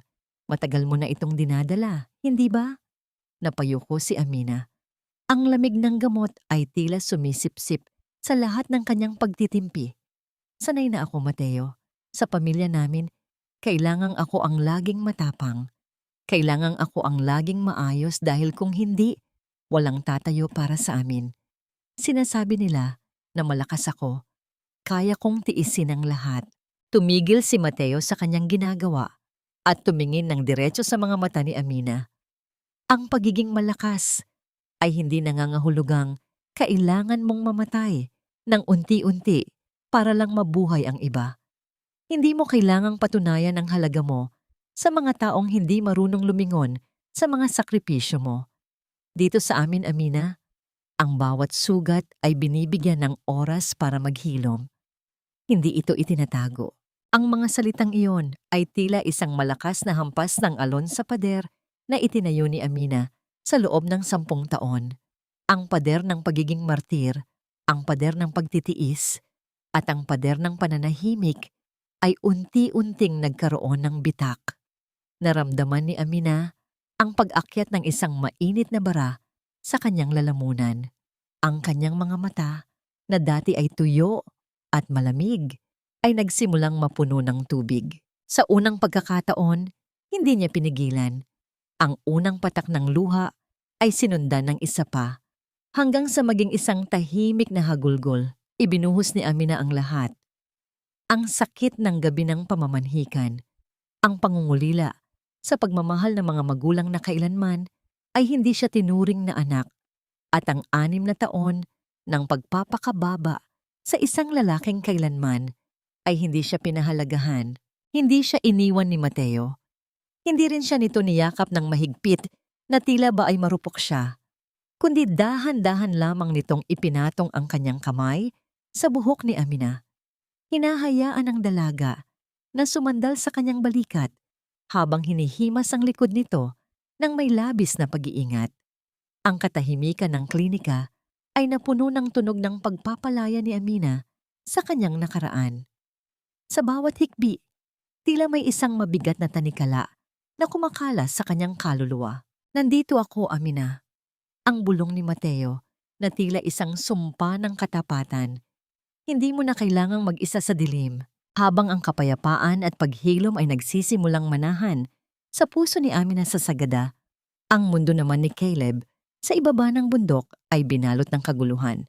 Sa loob ng kanyang itim na sasakyan, pilit niyang binabaybay ang madulas at mapanganib na kalsada paakyat ng kordilera. Ang ulan ay malakas na humahampas sa kanyang windshield. Tila ba ang kalikasan mismo ay sinusubukang pigilan ang kanyang pagdating. Ang kanyang mga mata ay pagod at ang kanyang puso ay puno ng desperasyon. Sa bawat pag-ikot ng manibela, ang mga salita ni Bella at ang malamig na mukha ni Leticia ay paulit-ulit na bumabalik sa kanyang isipan. Hawak niya ang diamanteng singsing sa kanyang bulsa, ang huling sandata na inaasahan niyang magpapabalik kay Amina sa kanyang piling. Konting oras na lang, Amina, bulong ni Caleb sa gitna ng kadiliman. Patawarin mo ako, babawi ako. Pakakasalan kita at aayusin natin ang lahat. Ngunit hindi alam ni Caleb na ang babaeng iniwan niya sa sementadong kalsada ng Manila ay hindi na ang babaeng matatagpuan niya sa sabsaban ng sagada. Habang ang sasakyan ni Caleb ay patuloy na lumalaban sa putik at baha sa paanan ng bundok, si Amina naman ay mahimbing nang natutulog sa loob ng klinika. Ang kanyang kamay ay ligtas na nakabalot sa malinis na gasa, at ang kanyang espiritu ay sa wakas ay nakahanap na ng taong handang makinig sa kanyang boses. Ang liwanag ng buwan ay sumilip sa pagitan ng mga ulap, tinatanglawan ng tahimik na bayan ng sagada. Ngunit sa likod ng kapayapaang ito, ang anino ng nakaraan ay ilang kilometro na lamang ang layo. Makakaya-kaya ni Amina na harapin ang lalaking sumira sa kanyang pangarap, o ang bagong hilom na sugat ay muling bubukas sa pagdating ng bagyo. Ang umaga sa sagada ay nagsimula sa isang napakatahimik na pag-akyat ng araw sa pagitan ng mga naglalakihang puno ng pino. Ngunit para kay Caleb, ang bawat minuto ng biyahe ay tila isang walang katapusang parusa. Ang kanyang mamahaling itim na sasakyan ay puno na ngayon ng putik, at ang kanyang mga mata ay namumula dahil sa kawalan ng tulog. Paghinto niya sa gitna ng maliit na bayan, bumaba siya ng may pag-aalinlangan. Ang kanyang suot na mamahaling leather jacket at sapatos ay tila isang malaking insulto sa payak at tahimik na kapaligiran ng baryo. Sinubukan niyang magtanong sa ilang mga lokal na dumadaan, ngunit ang kanyang tono na puno ng pagmamadali at bahagyang kapalaluan ay hindi naging maganda sa pandinig ng mga tao. Ang mga matatandang igorot ay tinitingnan lamang siya ng may tipid na ngiti bago magpatuloy sa kanilang paglalakad. Sa mundong ito, ang yaman at pangalan ni Caleb ay walang halaga. Ang tanging mahalaga ay ang respeto at ang katahimikan ng bundok. Habang naglalakad sa isang makitid na daan patungo sa isang malawak na damuhan, napatigil si Caleb. Mula sa malayo, narinig niya ang isang tunog na tila isang himig na matagal na niyang hindi naririnig. Ang tunog ng isang malakas at dalisay na halakhak. Doon, sa gitna ng mga bata, nakita niya si Amina. Nakasuot ito ng isang makapal na asul na sweater at simpleng pantalon. Ang kanyang buhok ay bahagyang gulo-gulo dahil sa pagtakbo at ang kanyang mga pisngi ay namumula dahil sa lamig at sa saya. Kasalukuyan silang naglalaro ng patintero at si Amina ang tila pinakamasayang bata sa kanilang lahat. Tumatawa siya ng malakas habang umiiwas sa taya, isang tawang hindi kailanman narinig ni Caleb sa loob ng 6 na taon ng kanilang pagsasama sa Manila. Napako si Caleb sa kanyang kinatatayuan. Ang imahe ni Amina na nakikita niya ngayon ay tila isang estranghero sa babaeng laging nakayuko at tahimik na nagsisilbi sa kanyang kondo. Ang Amina na kilala niya ay laging maayos ang buhok, laging seryoso, at laging pagod. Ngunit ang babaeng ito, sa harap niya, ay tila muling ipinanganak, puno ng buhay, liwanag, at kalayaan. Bago pa man siya makahakbang palapit, isang lalaki ang lumabas mula sa maliit na klinika sa gilid ng damuhan. Ito si Mateo. Lumapit ang doktor kay Amina, dala ang isang puting tuwalya. Nang mapansin ni Mateo ang pawis sa noo ng dalaga, dahan-dahan niyang inabot ang kamay nito at maingat na pinunasan ang pawis ni Amina. Isang kilos na napakasimple, ngunit puno ng isang uri ng pag-iingat na tila ba ay hawak niya ang pinakamahalagang kayamanan sa mundo. Tumingala si Amina kay Mateo at isang matamis na ngiti ang sumilay sa kanyang mga labi. Isang ngiti ng pasasalamat, ng tiwala, at ng isang bagay na mas malalim pa. Inayos ni Mateo ang ilang hibla ng buhok ni Amina na tinangay ng hangin at nanatili silang nakatingin sa isa't isa sa loob ng ilang segundo. Ang katahimikan sa pagitan nila ay nagsasalita ng libu-libong pangako na hindi kailangan ng anumang diamante para mapatunayan. Naramdaman ni Caleb ang isang matalim na kirot sa kanyang dibdib na tila may isang malaking pader na gumuho sa loob niya. Ang bawat bahagi ng kanyang ego ay nadurog nang makita niyang mas masaya si Amina sa piling ng isang lalaking hindi man lang nakasuot ng mamahaling damit. Ang diamanteng singsing sa loob ng kanyang bulsa ay tila naging isang piraso ng mainit na bakal na pumapaso sa kanyang balat. Napagtanto ni Caleb na ang lahat ng kanyang inakalang magpapasaya kay Amina, ang pera, ang karangyaan, ang pangalan ng mga Mendoza, ay walang-wala kumpara sa simpleng tuwalyang hawak ng doktor na ito at sa katahimikang ibinibigay ng bundok. Ang selos ay kumulo sa kanyang dugo, ngunit kasunod nito ay ang matinding hiya. Hahakbang na sana si Caleb palapit, handang sumigaw at bawiin ang sa tingin niya ay pag-aari niya, nang biglang lumingon si Amina sa kanyang direksyon. Tila may isang hindi nakikitang kuryente na dumaan sa hangin. Ang nangiti sa mga labi ni Amina ay biglang naglaho. Ang kanyang buong katawan ay nanigas at ang mga matang kanina lang ay puno ng kislap ay biglang binalot ng isang napakalamig na yelo. Ang bawat segundo ay tila tumitigil habang nagtatama ang kanilang mga paningin pagkalipas ng maraming buwan. Ang distansya sa pagitan nila ay ilang metro lamang, ngunit para kay Amina, ang lalaking nakatayo sa harap niya ay tila nagmula sa isang mundong libu-libong taon na niyang tinalikuran. Hinawakan ni Amina nang mahigpit ang laylayan ng kanyang sweater. Ang kanyang puso ay nagsimulang tumibok ng mabilis dahil sa takot na nahaluan ng matinding pagkasuklam. Sa kabilang banda, si Caleb ay nanatiling nakatitig. Ang kanyang labi ay nanginginig habang sinusubukang bigkasin ang pangalan ng babaeng kanyang winasak. Ang hangin sa pagitan nila ay tila naging isang malakas na bagyong nagbabadya ng pagkawasak ng bagong nahanap na paraiso ni Amina. Ang katahimikan sa damuhan ay naging kasing bigat ng batong bundok. Nawala ang lahat ng kulay sa mukha ni Amina. Ang tawang kanina ay nagbibigay buhay sa paligid ay biglang naging isang malamig na hininga. Dahan-dahan niyang ibinaba ang kanyang mga kamay mula sa pagkakahawak sa balikat ng isang bata. Pumasok na kayo sa loob ng silid-aklatan, ang utos ni Amina. Ang kanyang boses ay mahinahon ngunit may awtoridad na hindi matatanggihan. Ngayon na, nang makapasok ang mga bata, nanatili si Amina sa kanyang kinatatayuan, tila isang rebultong yari sa yelo. Lumapit si Caleb ng ilang hakbang. Ang kanyang itsura ay malayo sa makisig at kontroladong lalaking iniwan ni Amina sa Manila. Gulo-gulo ang kanyang buhok, may mga bakas ng tuyong putik sa kanyang sapatos, at ang kanyang mga mata ay puno ng pagsusumamo na hinaluan ng labis na pangungulila. Amina, ang paos na tawag ni Caleb. Akmang hahakbang siya palapit upang hawakan ang braso ng dalaga. Marahil ay upang yakapin ito, ngunit mabilis na umatras si Amina. Ang pag-atras na yon ay tila isang malakas na sampal sa mukha ni Caleb. "Huwag mo akong hahawakan," ang mariing sabi ni Amina. Ang kanyang mga mata ay walang bakas ng galit, kundi isang mas nakatatakot na emosyon, ang kawalan ng pakialam.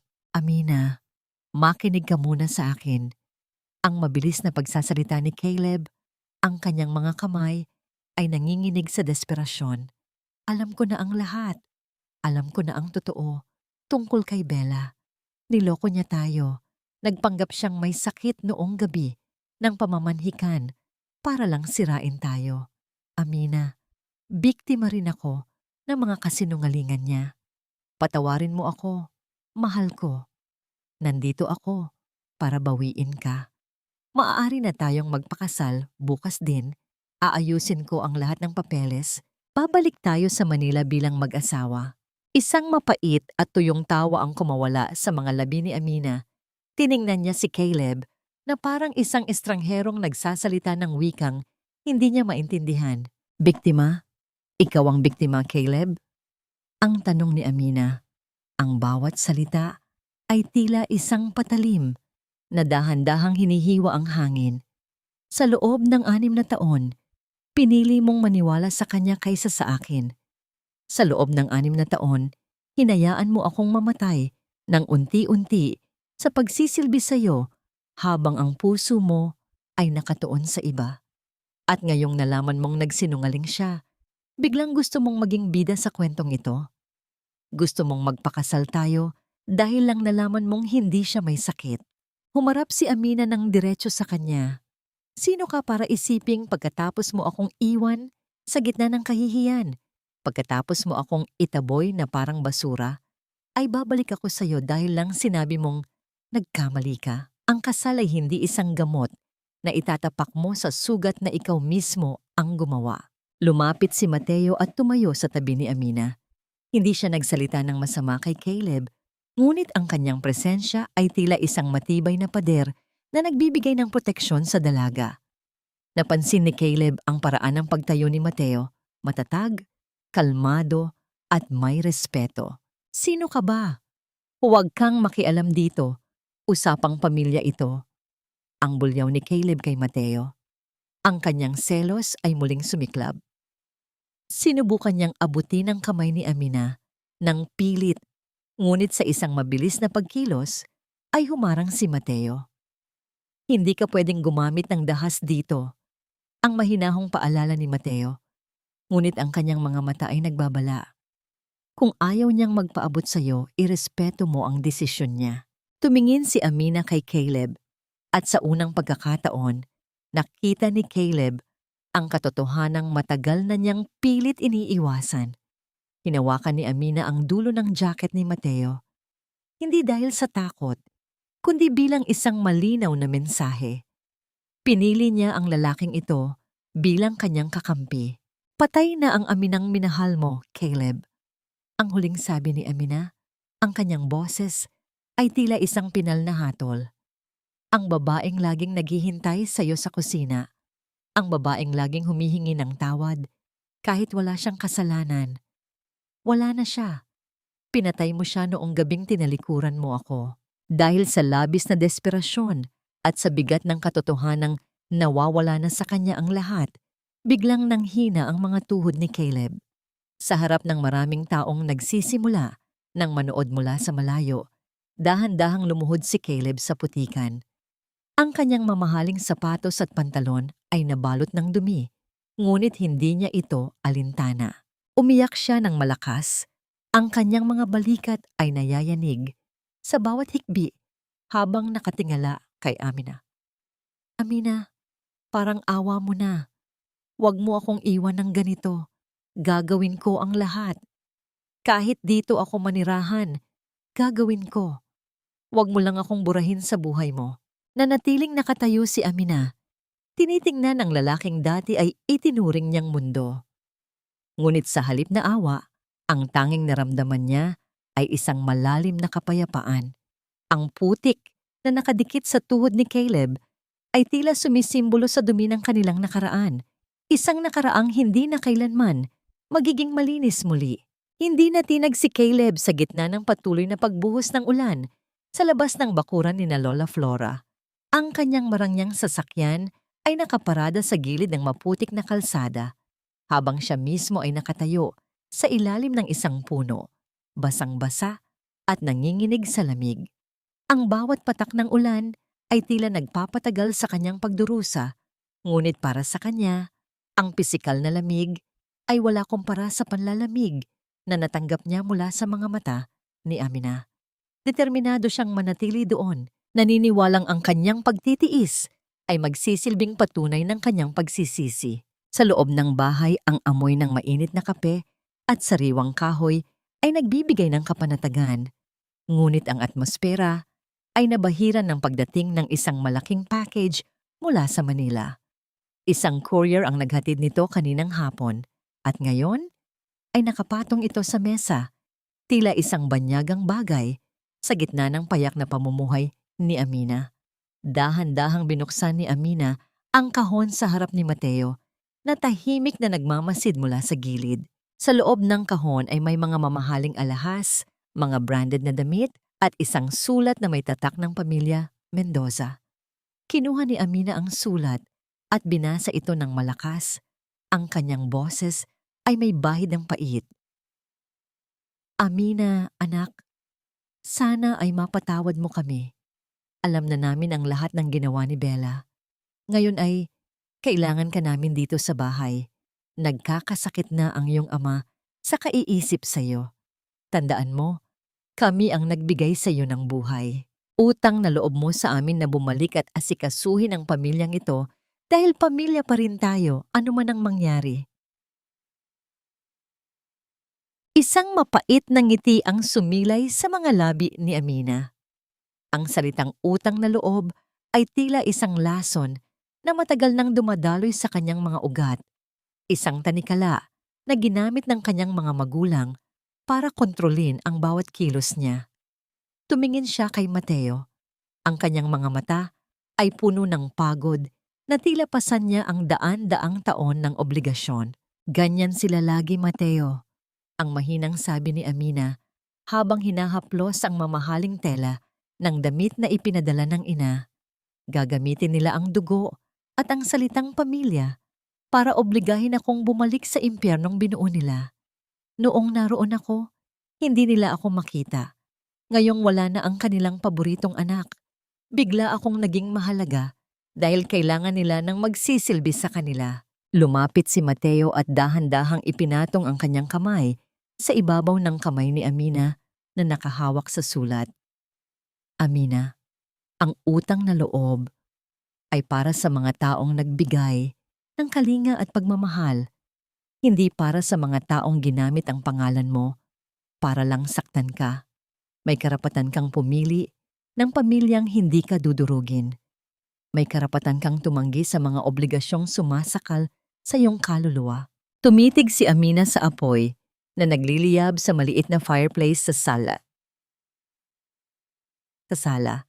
Sa isang mabilis na desisyon, kinuha niya ang sulat at dahan-dahan itong inilapit sa ningas.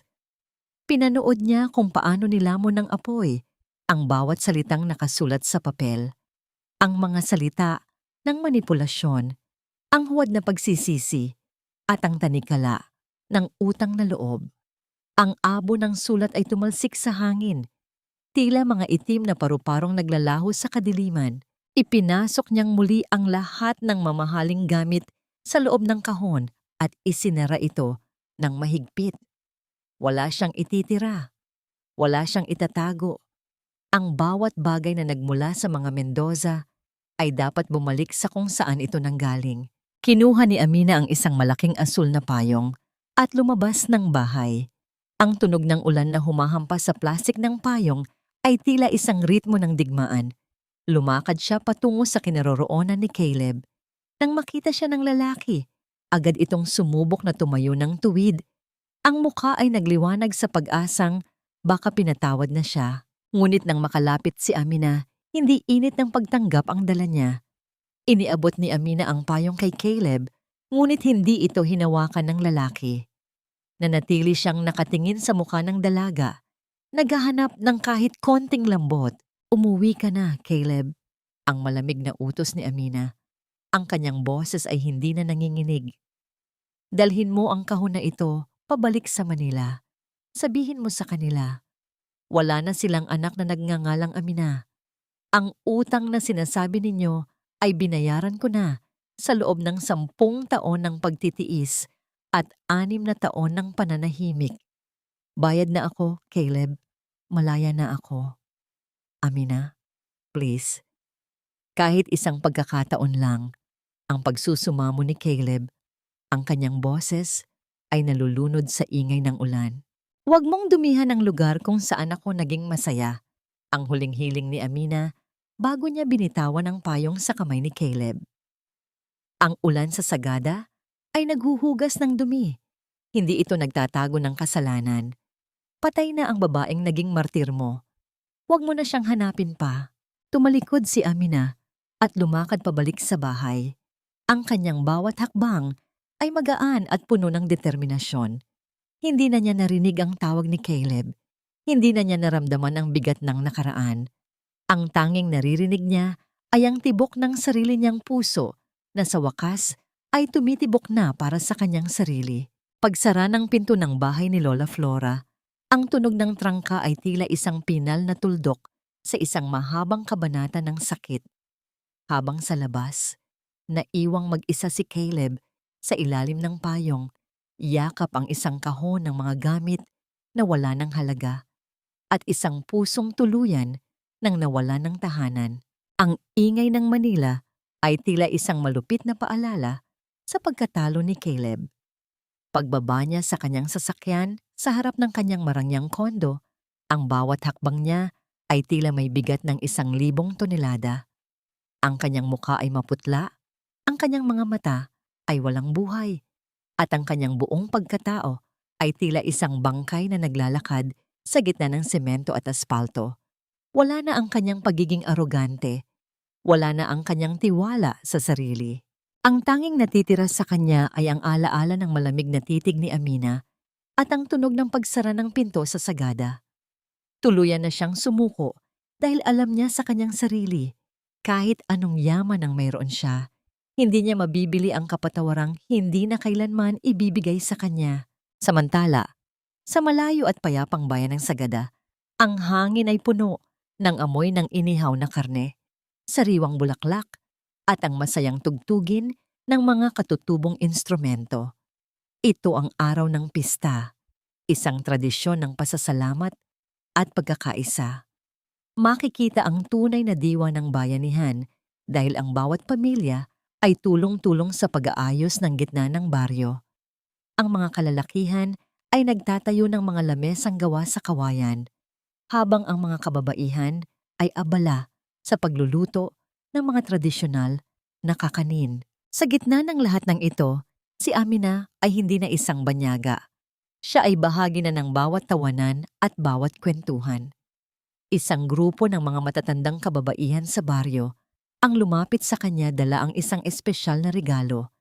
Isang tradisyonal na damit na sila mismo ang humabi sa loob ng ilang linggo bilang tanda ng kanilang pagtanggap sa kanya bilang kanilang guro at anak. Nang isuot ni Amina ang damit, tila nagbago ang kanyang buong anyo. Ang kulay ng tela ay sumasalamin sa ganda ng kalikasan at ang bawat tahi nito ay simbolo ng pagmamahal na hindi niya nahanap sa kanyang sariling dugo. Nang lumabas siya mula sa bahay ni Lola Flora, Ang lahat ay napatigil sa kanilang ginagawa. Ang kagandahan ni Amina ay hindi na yung kagandahang pilit na ipinapakita sa mga party sa Manila. Ito ay isang kagandahang nagmumula sa isang pusong malaya at panatag. Mula sa malayo, nakita siya ni Mateo. Ang doktor na nakasuot din ng simpleng lokal na baro ay tila nawalan ng hininga sa nakita. Dahan-dahan siyang lumapit kay Amina. Ang kanyang mga mata ay puno ng paghanga na walang halong pagnanasa, kundi puro respeto. Sa kanyang kamay ay may hawak siyang isang maliit at kulay lilang ligaw na bulaklak na pinitas niya mula sa gilid ng bundok. "Huwag mong mamasamain, Amina," ang mahinang sabi ni Mateo habang dahan-dahang inilalagay ang bulaklak sa likod ng tainga ni Amina. Ang bulaklak na ito ay gaya mo, matatag, maganda, at kahit sa gitna ng lamig ay mas pinipiling mamukadkad. Naramdaman ni Amina ang mabilis na pagtibok ng kanyang puso. Isang uri ng kilig na hindi nakakabaliw, kundi isang init na nagpapakalma sa kanyang buong sistema. Ngumiti siya kay Mateo, isang ngiti na abot hanggang sa kanyang mga mata. Nang sumapit ang gabi, isang malaking apoy ang pinagalab sa gitna ng plaza. Ang lahat ay nagsimulang sumayaw sa paligid nito. Hinawakan ni Mateo ang kamay ni Amina at dinala siya sa gitna. Ang bawat hawak ni Mateo sa kanyang kamay at ang banayad na paglalagay ng kamay nito sa kanyang baywang habang sumasayaw ay nagbibigay kay Amina ng pakiramdam ng kaligtasan. Sa bawat ikot nila, ang tanging nakikita ni Amina ay ang mga mata ni Mateo na tila nagsasabing hindi siya nito bibitawan. "Alam mo, Amina," bulong ni Mateo, inilapit ang kanyang mukha sa tainga ng dalaga upang marinig ito sa gitna ng masayang tugtugin. "Dito ka nababagay. You don't belong in the cold buildings of the city. Dito ka sa lugar kung saan ang bawat tao ay itinituring kang liwanag. You are the light of this village and you are the peace of my heart." Napatigil si Amina sa pagsayaw at tumitig kay Mateo. Ang liwanag mula sa apoy ay nagbibigay ng gintong kulay sa kanilang mga mukha. Sa sandaling iyon, naramdaman ni Amina ang isang matinding kaligayahan na akala niya ay kailanman ay hindi na niya mararanasan. Ang lahat ng sakit ng nakaraan, ang lahat ng pangungutya ni Caleb at ng kanyang mga magulang ay tila tuluyan ng natupok ng apoy ng gabing iyon. Nang matapos ang sayaw, lumakad silang dalawa patungo sa isang mas tahimik na bahagi ng baryo kung saan malinaw na makikita ang mga bituin. Ang lamig ng gabi ay hindi na nakakatakot dahil naroon ang init ng presensya ng isa't isa. Dahan-dahang hinawakan ni Amina ang kamay ni Mateo. Ang kanyang mga daliri ay sumingit sa pagitan ng mga daliri ng lalaki. Ang mahigpit ngunit banayad na pagkakahawak na yon ay isang tahimik na kumpirmasyon ng lahat ng kanyang nararamdaman. Tumingala siya sa malawak na kalangitan, nilanghap ang amoy ng pino at ang kapayapaan ng gabi. "Ayoko nang umalis dito, Mateo," ang mahinang sabi ni Amina. Ang kanyang boses ay puno ng determinasyon at pag-ibig. "Dito, sa piling mo at sa piling ng mga taong ito, nahanap ko na ang tunay kong tahanan." Hinarap siya ni Mateo at hinawakan ang kanyang muka gamit ang dalawang kamay. Ang bawat haplos ay tila isang pangako ng proteksyon. Sa ilalim ng mga bituin ng sagada, ang isang bagong pangako ay nagsisimulang mabuo. Isang pangakong hindi kailanman mapapako. Habang ang sikat ng araw ay nagbibigay ng gintong liwanag sa kabundukan ng sagada, isang madilim at malamig na anino naman ang tila tuluyan ng nanahan sa mansyon ng mga Mendoza sa Manila. Ang malaking bahay na dati ay sentro ng mga mararangyang pagtitipon ay naging isang malawak na libingan ng mga alaala. Walang maririnig kundi ang mahinang ugong ng aircon at ang mabagal na pagtikwas ng orasan sa dingding. Sa loob ng kusina, nakatayo si Doña Leticia sa harap ng kalan. Hawak niya ang isang sandok, sinusubukang lutuin ang paboritong ulam ni Arturo na dati ay madaling inihahanda ni Amina.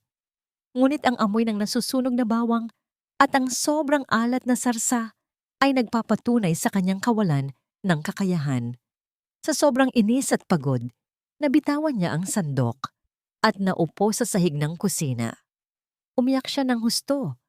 Ang kanyang mga luha ay pumatak sa malamig na tiles.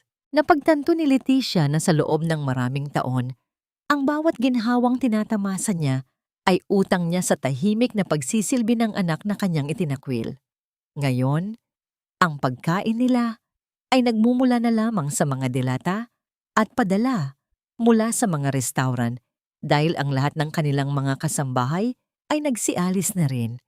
Si Arturo naman ay madalas na lamang nakatitig sa bakanting upuan ni Amina sa hapagkainan. Ang kanyang katawan ay unti-unting nanghihina dahil sa labis na pagsisisi. Wala na ang kanilang dangal, wala na ang kanilang masayang pamilya. Ang tanging natitira ay ang dalawang matandang naghahanap sa anak na huli na para pahalagahan. Sa kabilang bahagi ng lungsod, sa isang madilim at mausok na bar, nakaupo si Caleb sa pinakasulok na mesa. Ang kanyang polo ay lukot-lukot at ang kanyang mga mata ay namumula sa labis na pag-inom. Hawak niya ang kanyang cellphone, paulit-ulit na pinatutugtog ang isang lumang voicemail mula kay Amina noong nakaraang taon. Caleb, ingat ka sa pagmamaneho ha. Nagluto ako ng paborito mong sinigang. Hintayin kita. Ang boses ni Amina sa recording ay puno ng pagmamahal at pag-aalaga. Isang bagay na binaliwala ni Caleb dahil sa kanyang pansariling ambisyon at pagkabulag kay Bella. Isang malakas na hampas ng baso sa mesa ang ginawa ni Caleb nang matapos ang recording. Nararamdaman niya ang bawat hibla ng kanyang puso na tila dahan-dahang pinupunit. Ang diamanteng singsing na nasa kanyang bulsa ay tila naging isang mabigat na bato na nagpapaalala sa kanya na sa kabila ng kanyang yaman, siya ang pinakamahirap na tao sa mundo dahil nawala sa kanya ang tanging kaluluwang nagpahalaga sa kanya ng tunay. Samantala, si Bella ay nakaranas ng tunay na bagsik ng tadhana. Dahil sa pagkakabunyag ng kanyang mga kasinungalingan, tinalikuran siya ng lahat ng kanyang mga kaibigan. Wala na siyang pera para tustusan ang kanyang marangyang pamumuhay. Ang kanyang sinasabing sakit sa puso na dati ay isang palabas lamang ay naging totoo dahil sa matinding stress at depresyon. Ngunit ngayon, wala nang Caleb na tumatakbo sa tabi niya. Wala nang mga Mendoza na nag-aalala. Nakahiga siya sa isang pampublikong ospital, mag-isa at tinitingnan ang puting kisame habang nararamdaman ang tunay na sakit ng pag-iisa. Malayo sa lahat ng polusyon at gulo ng Manila, nakatayo si Amina sa harap ng salamin sa loob ng kanyang maliit na kwarto sa Sagada. Nakasuot siya ng kanyang formal na uniforme bilang isang ganap na guro. Sa araw na ito, formal na niyang nilagdaan ang mga dokumento bilang opisyal na bahagi ng kagawaran ng edukasyon sa kanilang lalawigan. Tinitigan niya ang kanyang sarili. Ang babaeng nakikita niya ay hindi na ang babaeng may lungkot sa mga mata at laging nakayuko. Ang nakikita niya ngayon ay isang matatag, buo at malayang ginang. Ang kanyang balat ay tila nagliliwanag dahil sa sariwang hangin at ang kanyang mga mata ay may kislap ng isang taong nahanap na ang kanyang tunay na halaga. Wala na ang takot, wala na ang galit. Ang tanging naroon ay ang kapayapaan ng isang taong marunong ng magmahal sa sarili. Kinuha ni Amina ang kanyang bag at lumabas ng bahay ni Lola Flora. Habang naglalakad siya sa daan patungo sa paaralan, nalanghap niya ang amoy ng sariwang pino at ang lamig ng umaga na humahaplos sa kanyang pisngi. Ang bawat hakbang niya ay may kasiguraduhan. Hindi na siya tumitingin sa likod dahil alam niyang ang kanyang hinaharap ay mas maliwanag pa sa sikat ng araw sa kabundukan. Sa kanyang paglalakad, pauwi pagkatapos ng klase, sinalubong siya ni Mateo. Ang doktor ay nakasandal sa kanyang jeep. May hawak na isang maliit na kahon na yari sa kahoy ng pino. Ang ngiti ni Mateo ay tila isang yakap na nagbibigay ng init sa gitna ng lamig. "Teacher Amina, tapos na ba ang klase mo?" Ang malambing na tanong ni Mateo habang lumalapit sa dalaga. Tumango si Amina at ngumiti.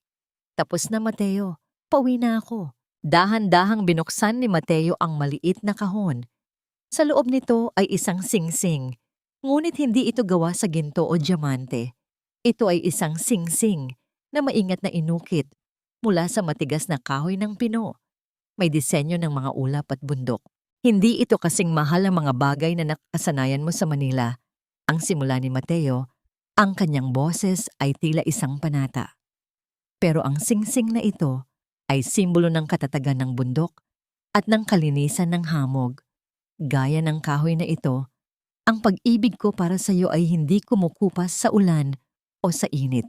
Napatigil si Amina. Ang kanyang puso ay nagsimulang tumibok ng mabilis dahil sa labis na emosyon. Ang amoy ng sariwang kahoy mula sa singsing ay tila isang amoy ng bagong buhay. Tumingala siya kay Mateo at sa mga mata nito, nakita niya ang isang pangakong hindi kailanman magiging isang pasakit. Habang ang araw ay dahan-dahang lumulubog sa likod ng mga bundok, isang bagong kabanata ang handa ng isulat sa ilalim ng mga ulap ng sagada. Ang balkonahe ng bahay ni Lola Flora ay binalot ng amoy ng bagong timplang tsa at ng malamig na yakap ng hamog na dahan-dahang gumagapang mula sa kagubatan. Nakaupo sina Amina at Mateo sa isang lumang upuang kahoy, ang kanilang mga balikat ay magkadikit habang pinapanood ang pagsayaw ng mga ulap sa pagitan ng mga bundok. Ang katahimikan sa paligid ay hindi nakababagot, kundi isang payapang musika na nagpapatunay na hindi kailangan ng maraming salita kapag ang dalawang kaluluwa ay nagkakaintindihan. Dahan-dahang inilabas ni Mateo ang maliit na kahon na yari sa kahoy ng pino. Sa loob nito, ang singsing na kanyang inukit ay tila kumikinang sa ilalim ng malamig na liwanag ng buwan. Kinuha niya ang kamay ni Amina. Ang kamay na dati ay puno ng mga sugat ng nakaraan, ngunit ngayon ay malinis at banayad na. Amina? Ang simula ni Mateo. Ang kanyang boses ay tila isang malalim na bulong na nagmumula sa kaibuturan ng kanyang puso. Hindi ito ginto. Alam kong sanay ka sa mga bagay na kumikinang at mamahalin. Ngunit ang kahoy na ito ay kasing tibay ng ating mga bundok. Hindi ko hinihiling na kalimutan mo ang lahat ng sakit na pinagdaanan mo dahil ang mga sugat na yon ang humubog sa iyo. Ang hinihiling ko lang ay hayaan mo akong samahan ka sa paggawa ng mga bagong alaala. Mga alaalang hindi na muling mag-iiwan ng pait. Tinitigan ni Amina ang singsing. Biglang bumalik sa kanyang alaala ang diamanteng singsing na ibinigay ni Caleb noon sa Manila. Ang singsing na yon ay malamig, mabigat, at tila isang tanikala na nagpapaalala sa kanya ng kanyang mga obligasyon at pagpapakababa. Ngunit ang singsing na hawak ni Mateo ngayon ay magaan. May amoy ng kalikasan at tila may sariling init na dumadaloy sa kanyang palad. Ito ay hindi isang simbolo ng pag-aari, kundi simbolo ng kalayaan at pagtanggap. Naramdaman ni Amina ang pag-akyat ng labis na emosyon sa kanyang dibdib. Ang kanyang mga mata ay nagsimulang mapuno ng tubig. Ngunit sa pagkakataong ito, ang mga luha ay hindi na bunga ng pighati. Ito ay mga luha ng isang pusong sa wakas ay nahanap na ang kanyang tunay na halaga sa mata ng isang lalaking hindi tumitingin sa kanyang nakaraan, kundi sa kanyang tunay na pagkatao. Mateo. Ang tanging nabigkas ni Amina bago siya dahan-dahang tumango. Isang matamis na ngiti ang sumilay sa kanyang mga labi. Isang ngiti na nagpapatunay na ang kanyang puso ay handa na muling magtiwala. Oo, Mateo, tinatanggap ko ang singsing na ito at ang buhay na inaalok mo. Dahan-dahang isinuot ni Mateo ang kahoy na singsing sa daliri ni Amina. Tamang-tama ang sukat nito. Tila ba ito ay sadyang nilikha para sa kanya mula pa noong unang panahon. Pagkatapos ay hinawakan ni Mateo ang likod ng palad ni Amina at dahan-dahan itong hinalikan ng may labis na respeto at pagmamahal. Ang haplos ng kanyang mga labi sa balat ni Amina ay nagpadala ng isang uri ng init na tumagos hanggang sa kaibuturan ng kanyang kaluluwa. Sa sandaling iyon, ang distansya sa pagitan nila ay naglaho at ang tanging naramdaman nila ay ang bilis ng tibok ng puso ng isa't isa. Mula sa maliit na siwang ng pinto sa loob ng bahay, palihim na nakamasid si Lola Flora. Isang mapayapang ngiti ang sumilay sa matanda habang nakikita ang 2 taong tila pinagtagpo ng tadhana sa gitna ng sabsaban ng bundok. Sa kanyang isipan, alam niyang ang sugatang ibon na dumating sa kanyang pintuan ilang buwan na ang nakalilipas ay handa na muling lumipad, ngunit sa pagkakataong ito, hindi na ito mag-iisa sa paglalakbay. Nang sumunod na araw, ang balita tungkol sa pag-iisang dibdib ni na Mateo at Amina ay mabilis na kumalat sa buong baryo. Ang bawat pamilya ay nakaramdam ng kagalakan dahil itinuturing na nilang sariling anak ang kanilang guro. Napagkasunduan ng lahat na magkaroon ng isang simpleng pagdiriwang, ngunit may isang espesyal na kahilingan ang mga matatanda sa baryo. Teacher Amina, gusto naming ang kasal ninyo ay ganapin sa pagbubukang liwayway, sabi ng isa sa mga pinuno ng baryo. Dahil ang inyong pagmamahalan ay tila isang bagong araw na sumisikat sa aming lahat. Habang abala ang buong baryo sa paghahanda ng mga palamuting gawa sa ligaw na orkidya at mga dahon ng pino, nakatayo si Amina sa tuktok ng isang burol, nakatingin sa malawak na tanawin. Wala na ang takot sa kanyang puso. Wala na ang pangungulila. Alam niyang sa bawat pagsikat ng araw, may isang lalaking nakahandang humawak sa kanyang kamay at isang komunidad na nakahandang yumakap sa kanya. Ngunit sa gitna ng kanyang kaligayahan, isang hindi inaasahang tunog ng sasakyan ang maririnig mula sa ibaba ng bundok. Isang tunog na tila nagdadala ng isang huling anino mula sa nakaraan. Sino ang darating sa gitna ng paghahanda para sa kanyang bagong simula? Ito ba ay isang pagsubok o isang huling paalam na magtatapos sa lahat ng kanyang mga katanungan? Ang bukang liwayway sa sagada ay hindi lamang pagsikat ng araw. Ito ay isang banal na tagpo kung saan ang langit at lupa ay tila naghahalikan sa gitna ng makapal na hamog. Sa itaas ng burol na natatakpan ng mga ligaw na orkidya at amoy ng sariwang pino, ang buong baryo ay nagtipon. Walang mga mamahaling dekorasyon, walang pulang alpombra, at walang ingay ng mga sasakyan. Ang tanging maririnig ay ang marahang paghampas ng hangin sa mga sanga at ang himig ng mga katutubong instrumentong nagbibigay ng kapayapaan sa kaluluwa. Lumabas si Amina mula sa maliit na dampa ni Lola Flora. Nakasuot siya ng isang simpleng puting bestida na gawa sa lokal na tela. Ang kanyang buhok ay hinayaan lamang na humalik sa kanyang mga balikat. Pinalamutian ng isang kumpol ng maliliit na puting bulaklak. Sa pagkakataong ito, hindi siya naglalakad ng may kaba o takot. Ang bawat hakbang niya sa damuhan ay puno ng katiyakan.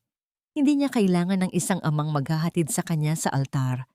Dahil sa loob ng mahabang panahon ng pag-iisa, natutunan niyang ihatid ang sarili niya sa kaligtasan. Siya ang arkitekto ng sarili niyang kaligayahan. Sa dulo ng daan, nakatayo si Mateo. Ang kanyang mga mata ay nagniningning sa ilalim ng unang sinag ng araw. At may mga luhang namumuo sa kanyang mga mata. Mga luhang hindi nanggaling sa sakit, kundi sa labis na pasasalamat. Nang makarating si Amina sa kanyang harap, kinuha ni Mateo ang kanyang mga kamay nang may labis na pag-iingat. Tila ba hawak niya ang buong mundo. Saksi ang hamog, ang mga bundok at ang bawat pusong narito. Ang simula ni Mateo, ang kanyang boses ay may lalim na tanging ang tunay na pag-ibig lamang ang makakapagbigay. Mula sa araw na ito, hindi ka na muling maglalakad sa ulan nang walang sisilungan. Ikaw ang tahanang matagal kong hinanap at sa bawat paghinga ko, ikaw ang kapayapaang aking iingatan. Tumingin si Amina sa mga mata ni Mateo at doon niya nakita ang lahat ng sagot sa kanyang mga panalangin. Mateo, Dinala ako rito ng sakit, ngunit pinanatili mo ako rito sa pamamagitan ng iyong kalinga. Hindi mo lang ako minahal, binigyan mo ako ng boses. Saksi ang mga bituin na unti-unti nang naglalaho sa liwanag. Ikaw ang aking dulo, ang aking simula, at ang aking habambuhay. Habang nagpapalitan sila ng mga sumpaan sa ibabaw ng ulap, 1,000 kilometro ang layo sa Manila. Ang kadiliman ay tila ayaw lumisan sa opisina ni Caleb. Katatanggap lang niya ng isang mensahe mula sa kanyang investigador, isang litrato ng kasalan sa Sagada. Nakita ni Caleb ang nangiti ni Amina, ang ngiting hindi niya kailanman nagawang ibigay sa dalaga. Sa sobrang sakit at panghihinayang, nawalan ng lakas ang kanyang mga kamay at nahulog ang kanyang cellphone sa sahig. Sumigaw si Caleb sa gitna ng katahimikan, isang sigaw ng isang lalaking napagtantong. Ang pinakamahalagang bahagi ng kanyang buhay ay tuluyan ng naging pag-aari ng iba. Ang diamanteng singsing na itinabi niya ay naging isang malamig na paalala ng kanyang pagkatalo. Balik sa Sagada, ang huling bahagi ng seremonya ay dinaluyan ng isang banayad at matamis na halik sa pagitan ni Mateo at Amina. Ang pagsikat ng araw sa kanilang likuran ay nagbigay ng isang gintong liwanag sa kanilang mga anyo. Walang mga palakpak na nakabibingi, kundi isang mainit na pagtanggap mula sa komunidad na itinuring silang pamilya. Isang munting himala ang naganap ng ang mga bata sa baryo. Ang mga estudyante ni Amina ay sabay-sabay na tumakbo patungo sa kanila. Niyakap ng mga ito ang kanilang mga binti, tumatawa at humahalakhak sa tuwa. Binuhat ni Mateo ang isa sa mga bata, habang si Amina naman ay hinahaplos ang buhok ng iba pa. Sa sandaling iyon, ang pamilyang matagal nang hinahangad ni Amina ay hindi na isang pangarap. Ito ay nasa kanyang harap. Isang pamilyang hindi nabuo sa dugo, kundi sa pagpili, sa respeto, at sa wagas na pag-ibig. Tumingin si Amina sa malayo, sa direksyon kung saan matatagpuan ang Manila. Ngunit sa pagkakataong ito, hindi na siya nakaramdam ng galit o pait. Ang kanyang nakaraan ay tila isang maliit na tuldok na lamang sa gitna ng malawak na tanawin. Ang bawat luhang ibinuhos niya noon ay nagsilbing pataba para sa mga bulaklak na namumukadkad ngayon sa kanyang puso. Inakbayan ni Mateo si Amina habang dahan-dahan silang naglalakad pababa ng burol, kasama ang mga bata at ang mga tao sa baryo.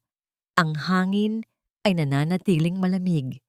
Ngunit sa loob ng dibdib ni Amina, may isang apoy na hinding-hindi na muling mamamatay.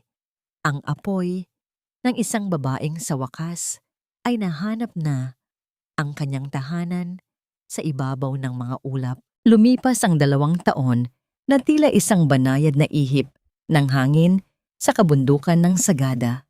Isang umaga, habang ang hamog ay dahan-dahang humahalik sa mga dahon ng kape, sa likod ng kanilang bahay kahoy, nakaupo si Amina sa balkonahe. Sa kanyang kandungan ay mahimbing na natutulog ang isang sanggol, isang batang lalaki na nagtataglay ng mga mata ni Mateo at ng mapayapang angiti ni Amina. Ang bawat hininga ng bata ay tila isang himig ng tagumpay laban sa lahat ng sakit na pinagdaanan ni Amina sa kanyang nakaraan. Inilapag ni Mateo ang isang tasa ng mainit na kape sa tabi ni Amina bago ito dahan-dahang umupo sa sahig sa tabi ng kanyang asawa. Ipinatong ni Mateo ang kanyang ulo sa tuhod ni Amina, isang kilos ng pagsuko at wagas na pag-ibig. May balita mula sa Manila. Ang mahinang sabi ni Mateo, ang kanyang boses ay walang halong pag-aalinlangan, kundi isang simpleng pagbabahagi ng katotohanan. Kinuha ni Amina ang isang lumang dyaryo na ipinadala ni Lola Flora mula sa bayan. Doon, sa isang maliit na bahagi ng pahina, ay nakasulat ang balita tungkol sa pagkalugi ng kumpanya ng mga Mendoza at ang pagkakabenta ng kanilang mansyon. Nabanggit din doon na si Caleb ay tuluyan ng nawala sa landas, madalas na makitang lasing at wasak ang buhay, habang ang kanyang mga magulang ay naninirahan na lamang sa isang maliit na apartment, may karamdaman at walang sinumang nag-aalaga. Si Bella naman ay nananatiling nasa loob ng isang institusyon, mag-isa, at kinakain ng sarili niyang mga multo. Tiningnan ni Amina ang mga pangalan at mga mukha sa dyaryo. Sa loob ng mahabang panahon, inakala niya na ang paghihiganti ay ang makita silang nagdurusa. Ngunit sa sandaling iyon, wala siyang naramdamang galit. Wala ring kagalakan sa kanilang pagkatalo. Ang tanging naramdaman ni Amina ay isang malalim na katahimikan. Napatawad na ba niya sila? Ang pagpapatawad ni Amina ay hindi nangangahulugang ibinalik niya sila sa kanyang buhay. Ang kanyang kapatawaran ay ang desisyong hindi na sila hayaang magnakaw ng kahit isang segundo ng kanyang kaligayahan. Pinatawad niya sila sa pamamagitan ng paglimot. Malaya na siya dahil ang kanilang mga anino ay hindi na umaabot sa kanyang paraiso. Ayos ka lang ba? Ang tanong ni Mateo habang hinahaplos ang kamay ni Amina. Ngumiti si Amina at dahan-dahang itinupi ang dyaryo para gamiting panggatong sa kanilang munting apuyan. Higit pa sa ayos, Mateo. Nakahanap na ako ng kapayapaan na hindi kayang ibigay ng anumang yaman sa mundo. Ang aral na iniwan ng paglalakbay ni Amina ay malinaw na umuukit sa bawat puso. Ang tunay na pamilya ay hindi palaging nasusukat sa dugo. Ang pamilya ay binubuo ng mga taong pinipiling manatili sa tabi mo sa gitna ng bagyo. Mga taong re-respeto sa iyong boses at hinding-hindi ka hahayaang madurog para lamang mabuo sila. Ang pagmamahal sa sarili ay hindi pagiging makasarili. Ito ang pundasyon para makapagmahal ka ng tapat sa iba. Sa bawat pagsikat ng araw sa sagada, ang kwento ni Amina ay nagpapaalala sa atin na gaano man kalalim ang sugat, palaging may puwang para sa paghilom. Ang bawat patak ng luha noon ay naging hamog na nagbibigay buhay sa kanyang kasalukuyan. Ang kanyang tahanan ay hindi na isang gusali sa Manila, kundi ang mga bisig ni Mateo, ang tawa ng kanyang anak, at ang kapayapaang nahanap niya sa ibabaw ng mga ulap. Dahan-dahang tumayo si Mateo at kinuha ang bata mula sa bisig ni Amina. Naglakad sila papasok sa loob ng kanilang bahay habang ang sikat ng araw ay tuluyan ng nagtataboy sa huling bakas ng hamog. Ang pinto ay sumara ng may banayad na tunog, hudyat ng isang buhay na puno ng pag-asa, pagmamahal, at walang hanggang katahimikan.